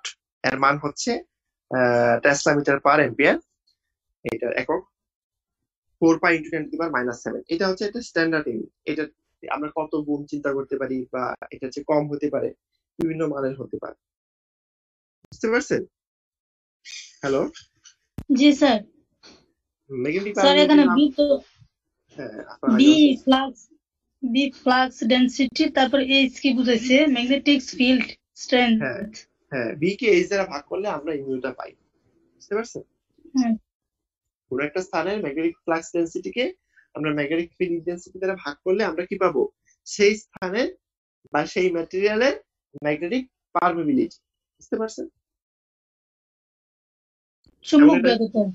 হ্যাঁ, চুম্বক ভেদন যোগ্যতা মানে কোন একটা পদার্থের কি পরিমাণ চুম্বকটাকে তার ভিতরে চুম্বক ক্ষেত্রকে পাস করতে দিবে, তার যে এই বৈশিষ্ট্য, সেটাকে বলা হয় চুম্বক ভেদন যোগ্যতা বা ম্যাগনেটিক পারমিবিলিটি। যেমন এটার মিউ নট, এটাকে বলা হচ্ছে ভ্যাকুয়াম অথবা বাতাসের চুম্বক ভেদন যোগ্যতা, এটাকে মিউ নট, এটাকে একটা স্ট্যান্ডার্ড ধরা হয় এটার থেকে কম বা বেশি হতে পারে। এবং এটাকে কিন্তু স্যার বাতাসের বেলা হ্যাঁ, বাতাসের বেলা হচ্ছে মিউ নট। তো বাতাস থেকে কম হতে পারে, বেশি হতে পারে, এই জন্য আমরা রিলেটিভ একটা সংখ্যা প্রকাশ করি, যাই হোক সেটা পরে আমরা দেখবো। এখানে খেয়াল করেন B equal to mu H, এই ফর্মুলা হচ্ছে একটা জেনারেল ফর্মুলা। এটা দিয়ে আমরা যে কোনো জায়গায় চুম্বক ভেদনযোগ্যতা বের করতে পারি, বা চুম্বক ক্ষেত্রে ফ্লাক্স ডেন্সিটির সাথে চুম্বক যে তীব্রতা, চুম্বক ফ্লাক্স ইন্টেন্সিটি বা চুম্বক ফিল্ড ইন্টেন্সিটি বা চুম্বক ফিল্ড, তার একটা সম্পর্ক কিন্তু আমরা এখানে তিনটা টার্মের মধ্যে সম্পর্ক পাই, সেটা হচ্ছে B equal to mu H. ঠিক আছে, আচ্ছা এখানে আর কিছু দেখানো নাই। ওকে, এখন আসি রিল্যাক্টেন্স। তো আগে দেখছি পারমিবিলিটি, এখন হচ্ছে reluctance and permeance. Reluctance permeance এরা হচ্ছে একে অপরের অপোজিট। এর নাম দেখে কিন্তু বুঝতে পারতেছেন, রিল্যাক্টেন্স মানে এক ধরনের রেজিস্ট্যান্স। ম্যাগনেটিক ফিল্ড, ম্যাগনেটিক সার্কিটের ক্ষেত্রে আমরা রেজিস্ট্যান্স থেকে বলি রিল্যাক্টেন্স। ম্যাগনেটিক সার্কিট, ইলেকট্রিক সার্কিটে আমরা যেটাকে আমরা বলি রেজিস্ট্যান্স। রেজিস্ট্যান্স কার উপর অ্যাপ্লাই হয়? ইলেকট্রনের উপর। আর রিল্যাক্টেন্স অ্যাপ্লাই হবে কার উপর? ম্যাগনেটিক ফ্লাক্সের উপর। মানে যত বেশি রিল্যাক্টেন্স তত ম্যাগনেটিক ফ্লাক্স কম পাস হবে, মানে বোঝা যাবে যে তার কি, তার পারমিবিলিটি কম। আর পারমিয়েন্স হচ্ছে রিল্যাক্টেন্সের অপোজিট। এটা আমাদের ইলেকট্রিক সার্কিটের কন্ডাক্টেন্সের সমানুপাতিক, মানে একই রকম অ্যানালজি যদি আমরা করি, আমরা একটু পরে অ্যানালজিটা টেবিল আকারে দেখবো। পারমিয়েন্স হচ্ছে যে ম্যাগনেটিক ফ্লাক্স থেকে কত ভালোভাবে পাস করতে দেয়। তো কারেন্ট ইন ইলেকট্রিক সার্কিট এখানে আলোচনা করছে, এটা সংজ্ঞা দেওয়া আছে যে reluctance R equal to 1 by mu into L by A. L হচ্ছে তার লেংথ, অর্থাৎ যে ম্যাগনেটিক সার্কিটের লেংথ, আর এ হচ্ছে তার কি, তার ক্রস কি বলো ক্রস সেকশনাল এরিয়া। এই যে দেখেন টরয়েডের যেমন এটা হচ্ছে কি ওই ক্রস সেকশন এরিয়া, এ দিয়ে কিন্তু এখানে বুঝাই দিছি। দেখতে পাচ্ছেন? জি স্যার। তাহলে এই হচ্ছে আমাদের ক্রস সেকশন এরিয়া, এটা হচ্ছে এ। তো এখন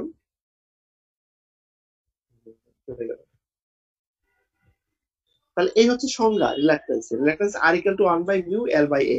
এটুকু মনে রাখেন। মিউটাকে আবার mu R into mu naught লেখা যায়। মিউ আর হচ্ছে রিলেটিভ পারমিবিলিটি, এটার মান 1 2 3 বিভিন্ন রকম মানের হয়। আর মিউ নট হচ্ছে আমার সেই বাতাসের ম্যাগনেটিক ফিল্ড, আসলে বাতাসের যে আমার রিলেটিভ পারমিবিলিটি কত গুণ আমার কোন একটা পার্টিকুলার মিডিয়াম, সেটাকে আমরা প্রকাশ করতে পারি কি মিউ আর দিয়ে, এটাকে বলে রিলেটিভ পারমিবিলিটি। বুঝতে পারছেন? তাহলে mu equal to mu r mu naught এভাবে কিন্তু প্রকাশ করা হয়। অর্থাৎ আমরা মিউটাকে মিউ নটের গুণফল আকারে প্রকাশ করতে পারি, মানে তার কত গুণ, 1.5 গুণ বা 2 গুণ 3 গুণ 10 গুণ 20 গুণ, কোন একটা মানে কোন একটা ম্যাটেরিয়াল তার চুম্বক ভেদনযোগ্যতা কত, সেটাকে আমরা বাতাস বা শূন্য স্থানের সাপেক্ষে আমরা প্রকাশ করলাম যে বাতাসের এত গুণ 10 গুণ। তাহলে মিউ হবে কি 10 ইন্টু মিউ নট। ওকে, বুঝা গেছে? আচ্ছা, তো এটা রেসিপ্রোকাল, ইনভার্স নিলে সেটা কি হয়ে যাবে, সেটা হবে জি পারমিয়েন্স। সিম্পল। আচ্ছা, এগুলো বিভিন্ন টার্ম। আচ্ছা, এখানে আছে ম্যাগনেটিক সার্কিট থিওরি। আচ্ছা, পরে toroid F equal to Ni ampere turns. আচ্ছা,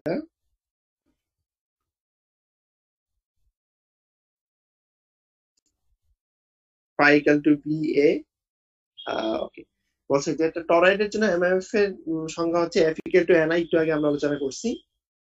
আচ্ছা, তারপরে বলতেছে because of this MF magnetic field of strength H is throughout the length L. আচ্ছা, তারপরে F equal to H। আচ্ছা, এটা আমাদের পরে দেখবো। আচ্ছা, ওকে, সমস্যা নাই। I equal to E by R। আচ্ছা, এগুলো আমরা অলরেডি দেখছি। আচ্ছা, আমরা এখন একটা কম্পারিজনে চলে আসি। ইলেকট্রিক সার্কিট এবং ম্যাগনেটিক সার্কিটের মধ্যে কি কম্পারিজন। যেমন ইলেকট্রিক সার্কিটের ক্ষেত্রে বাম পাশে, ম্যাগনেটিক সার্কিটের ক্ষেত্রে কি আছে ডান পাশে। যেমন ইএমএফ, এটাকে আমরা ই দ্বারা প্রকাশ করি বা ভোল্টেজ আকারে প্রকাশ করি। ইলেকট্রিক সার্কিটের ইএমএফ থেকে আমরা ভোল্টেজ বলি, বা বুঝতে পারছেন, যার একক হচ্ছে ভোল্ট। আর ম্যাগনেটিক সার্কিটে তার অ্যানালজিক্যাল জিনিসটা সেটা কি এমএমএফ, সেটাকে আমরা প্রকাশ করি অ্যাম্পিয়ার ইনটু টার্নস। ইলেকট্রিক সার্কিটে যেটা কারেন্ট, ম্যাগনেটিক সার্কিটে সেটা হচ্ছে ফ্লাক্স। ইলেকট্রিক সার্কিটে যেটাকে আমরা বলি রেজিস্ট্যান্স, ম্যাগনেটিক সার্কিটের ক্ষেত্রে আমরা বলবো রিল্যাক্টেন্স। ইলেকট্রিক সার্কিটে যেটা কন্ডাক্টিভিটি সিগমা, ম্যাগনেটিক সার্কিটে সেটাকে আমরা বলবো পারমিবিলিটি মিউ। অথবা আমাদের একটু আগে আমরা দেখছি যে এই যে দেখেন পারমিয়েন্স, এটাও বলা যায়, বাট টার্ম যেটা ভিন্ন আর কি কিছু। এই হচ্ছে আমাদের একটা অ্যানালজি, এটা কিন্তু আপনাদের লাগবে। এই ছকটা মুখস্থ করে ফেলেন, এটা পরীক্ষা আসতে পারে। ঠিক আছে, একটা অঙ্ক দেওয়া আছে, অঙ্কটা দেখতে পারেন। এই অঙ্কগুলো খুব কঠিন হওয়ার কথা না, সিম্পল অঙ্ক। এই যে দেখেন, আচ্ছা এটা পিডিএফ এ কনভার্ট করার কারণে কালো কালো চলে আসছে। আচ্ছা একটা অঙ্ক আমরা তো দেখি, অঙ্ক কিন্তু আপনাদের পড়া লাগবে, বুঝছেন? বলছে ক্যালকুলেট। হ্যাঁ বলেন। স্যার আপনি ওই স্লাইড গুলা দিলে তো আমরা ম্যাথ গুলা করতে পারতাম। স্লাইড গুলো লেট করে দেন, স্যার আমাদেরকে পাঠাতে পারে না, এই জন্য তো করতে পারি না। আচ্ছা আচ্ছা, আমি সাইড দিয়ে দিব, সমস্যা নেই। আচ্ছা এখানে দেখেন, calculate the MMF required to produce a flux of 0.015 Weber across an air gap of 2.5 millimeter long, having an effective area of 200 centimeter square. তাহলে আমরা এখানে কয়েকটা টার্ম পেয়ে গেছি। একটা হচ্ছে কি, আমাদের ম্যাগনেটিক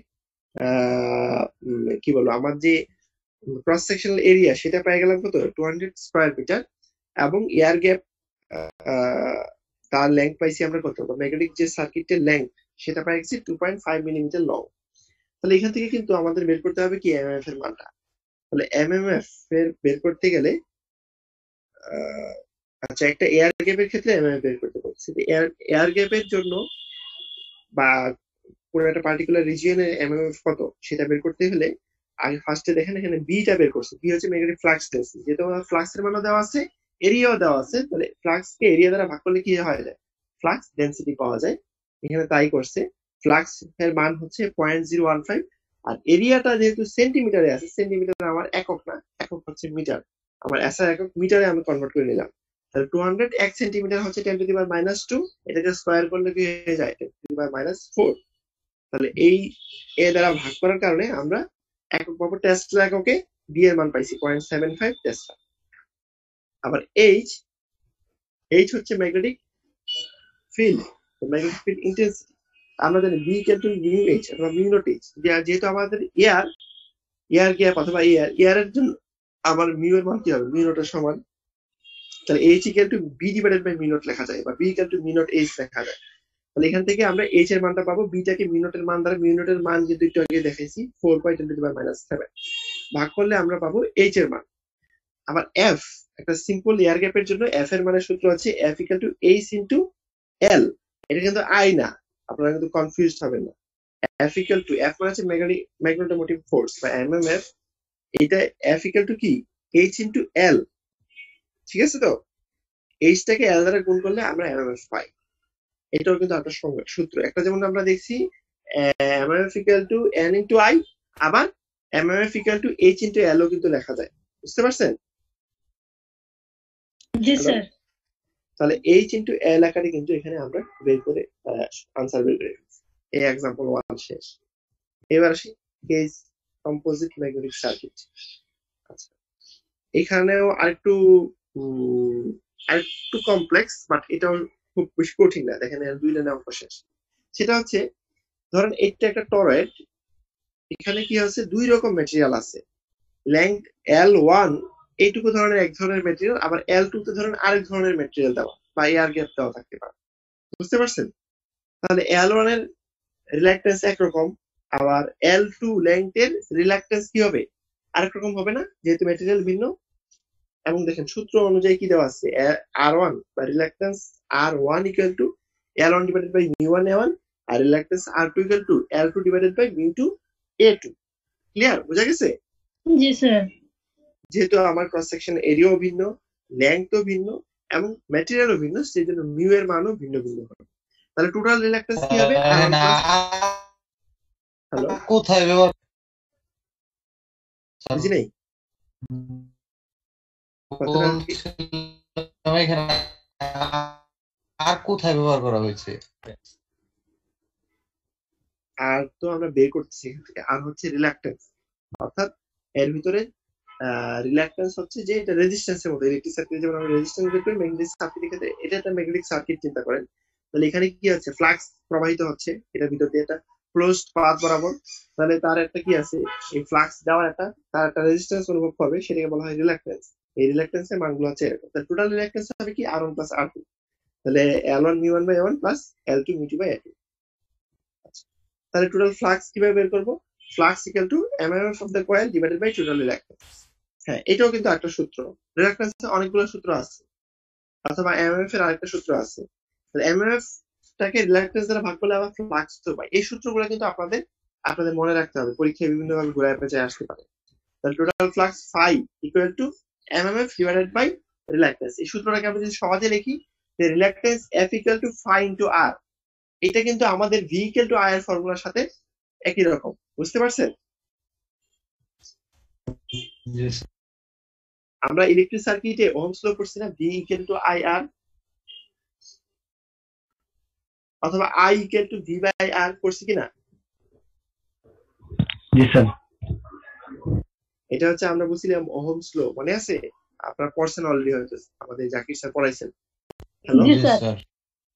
এটা কিন্তু ম্যাগনেটিক সার্কিটও কিন্তু একই রকম, যে আই এর করসপন্ডিং কি ফ্লাক্স না, flux F equal to I, আর ভি বাই আর, ভি হচ্ছে আমাদের ইএমএফ। তাহলে ম্যাগনেটিক ফোর্সের ক্ষেত্রে এটা আমরা বলবো এমএমএফ এফ, আর ইলেকট্রিক সার্কিট ছিল রেজিস্ট্যান্স, এখানে বলবো রিলাক্টেন্স। তাহলে phi equal to F by R. এই ম্যাগনেটিক সার্কিটের ক্ষেত্রে এটা হচ্ছে ইলেকট্রিক সার্কিটের I equal to V by R একই রকম বা অ্যানালজিক্যাল। বুঝতে পারছেন? হ্যালো, জি স্যার, বুঝতে পারছি। একই রকম না হয়ে গেল? তো জিনিসটা এরকম। তাহলে আমার যদি এই সার্কিটের ফ্লাক্স বের করতে হয়, তাহলে flux phi equal to F I. F হচ্ছে ম্যাগনেটিক ফোর্স, এটা একটা সূত্র আমরা লিখছি এন ইনটু আই। আর আর এর একটু আগে ফর্মুলা দেখলাম যে এই সার্কিটের জন্য আর টোটাল আর কত হবে, টোটাল রিলাক্টেন্স কত হবে, এই ভাঙা ভাঙা দুইটা অংশের রিলাক্টেন্সের যোগফল, এটা দ্বারা আমরা ভাগ করে দিলেই আমরা ফ্লাক্সটা বের করতে পারবো। এই সূত্রগুলো কিন্তু সবই এখানে অলরেডি চলে আসছে। এটাতে ঘুরায় পেছায় বিভিন্ন রকম অঙ্ক থাকতে পারে, যেমন এই মিউ ওয়ান মিউ টু এর মান দেওয়া থাকবে, আপনারা বের করতে পারবেন ইজিলি। ঠিক আছে? এই যেমন এখানে একটা অঙ্ক দেখেন, এখানে L1 আর L2, L2 টা যদি এয়ার গ্যাপ হয়, অর্থাৎ তার মিউ টু বা মিউ এর মানটা যদি মিউ নটের সমান হয়, তাহলে কি হবে দেখেন, এই আর এর মানটা মিউ এর জায়গায় মিউ টু এর জায়গায় মিউ নট বসাই দিচ্ছে। দেখেন আর এর সূত্রের ক্ষেত্রে দেখেন টোটাল রিলাক্টেন্স। তাহলে এখানে কমন নিয়ে গেছে, কমন নিবেন না নিবেন সেটা আপনার ব্যাপার, এটা নিয়ে আসলে মাথা ঘামানোর কিছু নাই। আচ্ছা, এখান থেকে মিউ এর মানটা বের করা যাবে, এই আর কি, আর কিছু। এটা কেটে গেছে, আমি পিপিটি ফাইলটাই দিয়ে দিব, পিডিএফ কনভার্ট করতে গিয়ে কিছু কেটে গেছে, সমস্যা নেই। এখানে একটা ফ্লো চার্ট দেওয়া আছে যে সূত্রগুলার একটার সাথে একটা কি রিলেশন, আমি এতক্ষণ যা বলছি সবই এখানে দেওয়া আছে, এটা আপনারা দেখে নিতে পারেন। ওকে, আমাদের আর কি দেখানোর আছে দেখি, আরেকটা স্লাইড আছে, আমি দেখাই।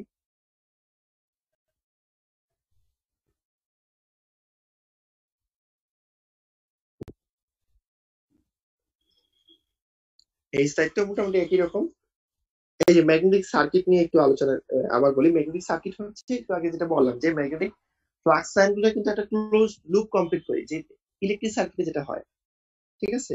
এরকম বিভিন্ন দুইটা এক্সাম্পল দিল, যেমন ট্রান্সফরমার, আপনারা ট্রান্সফরমারের নাম শুনছেন, ট্রান্সফরমারের ভিতরে কিন্তু এরকম ম্যাগনেটিক সার্কিট তৈরি হয়। ঠিক আছে? এই যেমন বাম পাশের এটাও এক ধরনের ট্রান্সফরমার, আর ডান পাশে একটা মোটর, এই মোটরের ভিতরেও কিন্তু ইলেকট্রিক মোটরের ভিতরেও কিন্তু এরকম ম্যাগনেটিক সার্কিট তৈরি হয়। তাহলে ম্যাগনেটিক সার্কিট বুঝবেন কিভাবে? ওই যে ম্যাগনেটিক ফ্লাক্স লাইন তৈরি হবে এবং সেটা কি হবে, পুরো পথটা একটা ক্লোজ লুপ কমপ্লিট করবে, তাতেই বুঝতে পারবেন। এবং কিছু কয়েল থাকবে সেখানে, তো কয়েলের মধ্যে ম্যাগনেটিক এমএমএফ তৈরি হবে, ম্যাগনেটিক ফোর্স জেনারেট হবে, সেটা সূত্র হবে সেই কয়েলের পাক সংখ্যা এবং এই কয়েলের ভিতরে কারেন্টের সমানুপাতিক, বা ফ্লাক্স পাক সংখ্যা এবং কারেন্টের গুণফলের সমান, ম্যাগনেটিক ফোর্স। আর এর ভিতরে ফ্লাক্স, এই যে দেখেন ফাই, এটা ফ্লো হচ্ছে এই ডট ডট চিহ্ন বরাবর, আর এল হচ্ছে এই টোটাল ডট ডট টোটাল এই পাথের দৈর্ঘ্য। ঠিক আছে? আর এ হচ্ছে ক্রস সেকশন এরিয়া। এই কয়েকটা টার্ম জানলে আপনারা সব বের করতে পারবেন, ম্যাগনেটিক ফিল্ডের মান বের করতে পারবেন, রিলাক্টেন্স এর মান বের করতে পারবেন, ফ্লাক্স এর মান বের করতে পারবেন, সবই বের করতে পারবেন, যেহেতু সূত্র অলরেডি আপনারা পেয়ে গেছেন। বুঝতে পারছেন? তাহলে এই কিছু টার্ম কিন্তু আপনাদের বা প্যারামিটার গুলো বুঝতে হবে। একটা হচ্ছে ফ্লাক্স, যেটা এই পদার্থের ভিতর দিয়ে ফ্লো হচ্ছে, আর এই যে কয়েলের ভিতর দিয়ে কারেন্ট যাচ্ছে কি আই, এবং কয়েলের পাক সংখ্যার মান হচ্ছে এন, আর এই টোটাল লেন্থ এলটা হচ্ছে এই টোটাল এই ম্যাগনেটিক ফ্লাক্স যে পথ পরিভ্রমণ করতেছে তার টোটাল দৈর্ঘ্যটা হচ্ছে এল, আর এ হচ্ছে ক্রস সেকশন এরিয়া। এখানে আমরা যা বলছি এগুলাই আবার রিপিট করা আছে, আপনারা এই স্লাইডটাও পড়তে পারেন বোঝার সুবিধা। আচ্ছা, এখানে কিছু অংশ কেটে আসছে, এটা হচ্ছে আমার পিপিটি থেকে পিডিএফ কনভার্ট করার সময় কিছু কেটে গেছে, আমি পিপিটিটাও দিয়ে দিব, সমস্যা নেই। আচ্ছা, বিএইচ কার্ভ, এটার নাম হয়তো আপনারা শুনছেন। বিএইচ কার্ভ, ডান পাশে হচ্ছে এইচ, বাম আর উপরের দিকে ওয়াই অ্যাক্সিস বরাবর হচ্ছে বি। বি হচ্ছে ম্যাগনেটিক ফ্লাক্স ডেনসিটি আর এইচ হচ্ছে ম্যাগনেটিক ফিল্ড ইন্টেন্সিটি। তাহলে এদের মধ্যকার সম্পর্ক যে কার্ভের মাধ্যমে দেখানো যায় সেটাকে বলা হয় বিএইচ কার্ভ। এটা এরকম হয়, এটা আরো এক্সট্রাপোলেট করে অন্যান্য রিজিয়নে দেখানো যায়। যাই হোক, তো এটা এরকম হয়, মানে হচ্ছে আপনার এই গ্রাফের সিগনিফিকেন্সটা কি? এইচ মানে হচ্ছে ম্যাগনেটিক ফিল্ড বা ম্যাগনেটিক ফিল্ড ইন্টেন্সিটি, আর বি মানে হচ্ছে ম্যাগনেটিক ফ্লাক্স ডেনসিটি। এর মানে হচ্ছে যে কোনো একটা পদার্থের মধ্যে যদি আপনারা ম্যাগনেটিক ফিল্ড অ্যাপ্লাই করেন, এইচ, এই যে এক্স বরাবর এইচ আপনারা যদি অ্যাপ্লাই করেন, তাহলে তার মধ্যে কি হবে? চুম্বকত্ব জেনারেট হবে। তাহলে যে পরিমাণ চুম্বকত্ব জেনারেট হবে সেটাকে আমরা বি দ্বারা প্রকাশ করতেছি, ঠিক আছে? তার মধ্যে চুম্বকত্ব সৃষ্টি হবে। এখন এক এক পদার্থের চুম্বকত্ব এক এক রকম হয়। তো এটা মোটামুটি একটা ফেরোম্যাগনেটিক ম্যাটেরিয়ালের জন্য আমি যদি এরকম এইচ অ্যাপ্লাই করতে থাকি, তাহলে তার মধ্যে এরকম আস্তে আস্তে বি বাড়তে থাকে, বাড়তে বাড়তে বাড়তে বাড়তে এক সময় কি হয়ে যাবে? স্যাচুরেট হবে। আর যতই আমি সেখানে ম্যাগনেটিক ফিল্ড অ্যাপ্লাই করি না কেন, তার চুম্বকত্ব কিন্তু আর বাড়তেছে না। তাহলে বিটাকে আমরা চুম্বকত্ব আকারে বলতে পারি। বুঝতে পারছেন? মানে শুরুতে জিরো ছিল, আসলে জিরো না, অনেকক্ষণই জিরো থাকে। মানে ফার্স্টে কিছুক্ষণ অ্যাপ্লাই করার পরেও তৈরি হয় না, তার মধ্যে চুম্বকত্ব তৈরি হয় না। একটা নির্দিষ্ট থ্রেশহোল্ড অতিক্রম করার পরে আমি যখন এইচ বাড়াইতে থাকবো, অর্থাৎ ম্যাগনেটিক ফোর্স বা ম্যাগনেটিক ফিল্ড আমি বাড়াইতে থাকবো, তখন তার মধ্যে আস্তে আস্তে বি তৈরি হতে থাকবে, অর্থাৎ ম্যাগনেটিক ফ্লাক্স তৈরি হতে থাকবে, অর্থাৎ তার মধ্যে চুম্বকত্ব সৃষ্টি হতে থাকবে এবং এটা বাড়তে থাকবে। লিনিয়ারলি দেখেন বাড়তেছে, বাড়তে বাড়তে বাড়তে বাড়তে এক পর্যায়ে সেটা কি হচ্ছে? স্যাচুরেট হয়ে যাচ্ছে, আর বাড়তেছে। তাহলে এটাই হচ্ছে এই গ্রাফের সিগনিফিকেন্স। ওকে, বুঝা গেছো? এটাকে বলা হচ্ছে বিএইচ কার্ভ। হ্যালো, জি স্যার, বুঝতে পারছি। ওকে। তাহলে ম্যাগনেটিজম আমাদের এ পর্যন্তই। আমরা ইলেকট্রিক সার্কিট, আমরা এসি সার্কিটে চলে যাব। আপনারা তো ডিসি সার্কিটে কোন পর্যন্ত আসছেন? হ্যালো, স্যার কেবিএল কেসিএল শেষ। তাহলে তো আপনাদের অনেকটাই শেষ, আপনাদের বলতে গেলে প্রায় শেষ পর্যায়ে আছে। তো আমরা আমার পার্টটা আসলে অনেক বড় হয়ে গেছে, পুরো ম্যাগনেটিজম পড়া শেষ হলো। এখন আমরা এসি সার্কিটে যাব। আপনারা ডিসি পড়ছেন, ডিসিটা খুব সিম্পল, এসিটা এতটা সিম্পল না, এখানে অনেক ম্যাথমেটিক্যাল টার্ম আছে। আমি একটু সহজভাবে বোঝানোর চেষ্টা করব। তো আমি আসলে স্লাইড তৈরি করতে পারি নাই, আমার হচ্ছে অ্যাকচুয়ালি কম্পিউটার একটু ঝামেলা হচ্ছে, এটা ঠিক করতে হবে। এখন আমি বই থেকেই দেখাই, ঠিক আছে? আপনাদের এই বইটা, এটা কর্করনের বই, এসি সার্কিট, জর্জ এফ কর্করন তার বই। এই বইটা হচ্ছে ভালো একটা বই, এখান থেকে আপনারা পড়বেন। এই বইয়ের সব পড়তে হবে না, আপনাদের অলরেডি ফার্স্ট যে স্লাইডটা দেখানো আছে ওখানে দেখবেন বিভিন্ন টপিকের নাম দেওয়া আছে। প্রথম স্লাইডটা আপনাদের দিয়ে দিচ্ছি, প্রথম যে লেকচার 1 এর যে স্লাইডটা ছিল ওখানে দেখবেন কি কি টপিক পড়তে হবে, সেটা কিন্তু কোর্স কন্টেন্ট দেওয়া আছে। আচ্ছা, তো এই এসি সার্কিটের ক্ষেত্রে প্রথমে আসি যে এসিটা কি। এসিটাকে বলা হয় অল্টারনেটিং কারেন্ট, তাই না? AC alternating current. আপনারা অলরেডি ডিসি পড়ছেন। ডিসি মানে কি? Direct current. মানে যেই কারেন্টের দিক চেঞ্জ হয় না, একই দিকে কারেন্ট ফ্লো হচ্ছে না, তার বিরুদ্ধে কারণ একদিকেই যাচ্ছে, একদিকে যাচ্ছে তো একদিকেই, সে আর দিক ঘুরাচ্ছে না। এসি মানে কি? কারেন্ট একদিকে যাবে, আবার কিছুক্ষণ পরে অন্যদিকে আসবে, আবার দিক এরকম বারবার ফ্রিকুয়েন্ট, মানে আমাদের দেশে মিনিটে, সরি প্রতি সেকেন্ডে 50 বার দিক পরিবর্তন করে। আমাদের দেশে, এক এক দেশে, কোনো কোনো দেশে 60 বারও হতে পারে। আমেরিকাতে যেমন 60 বার দিক পরিবর্তন করে। বুঝতে পারছেন?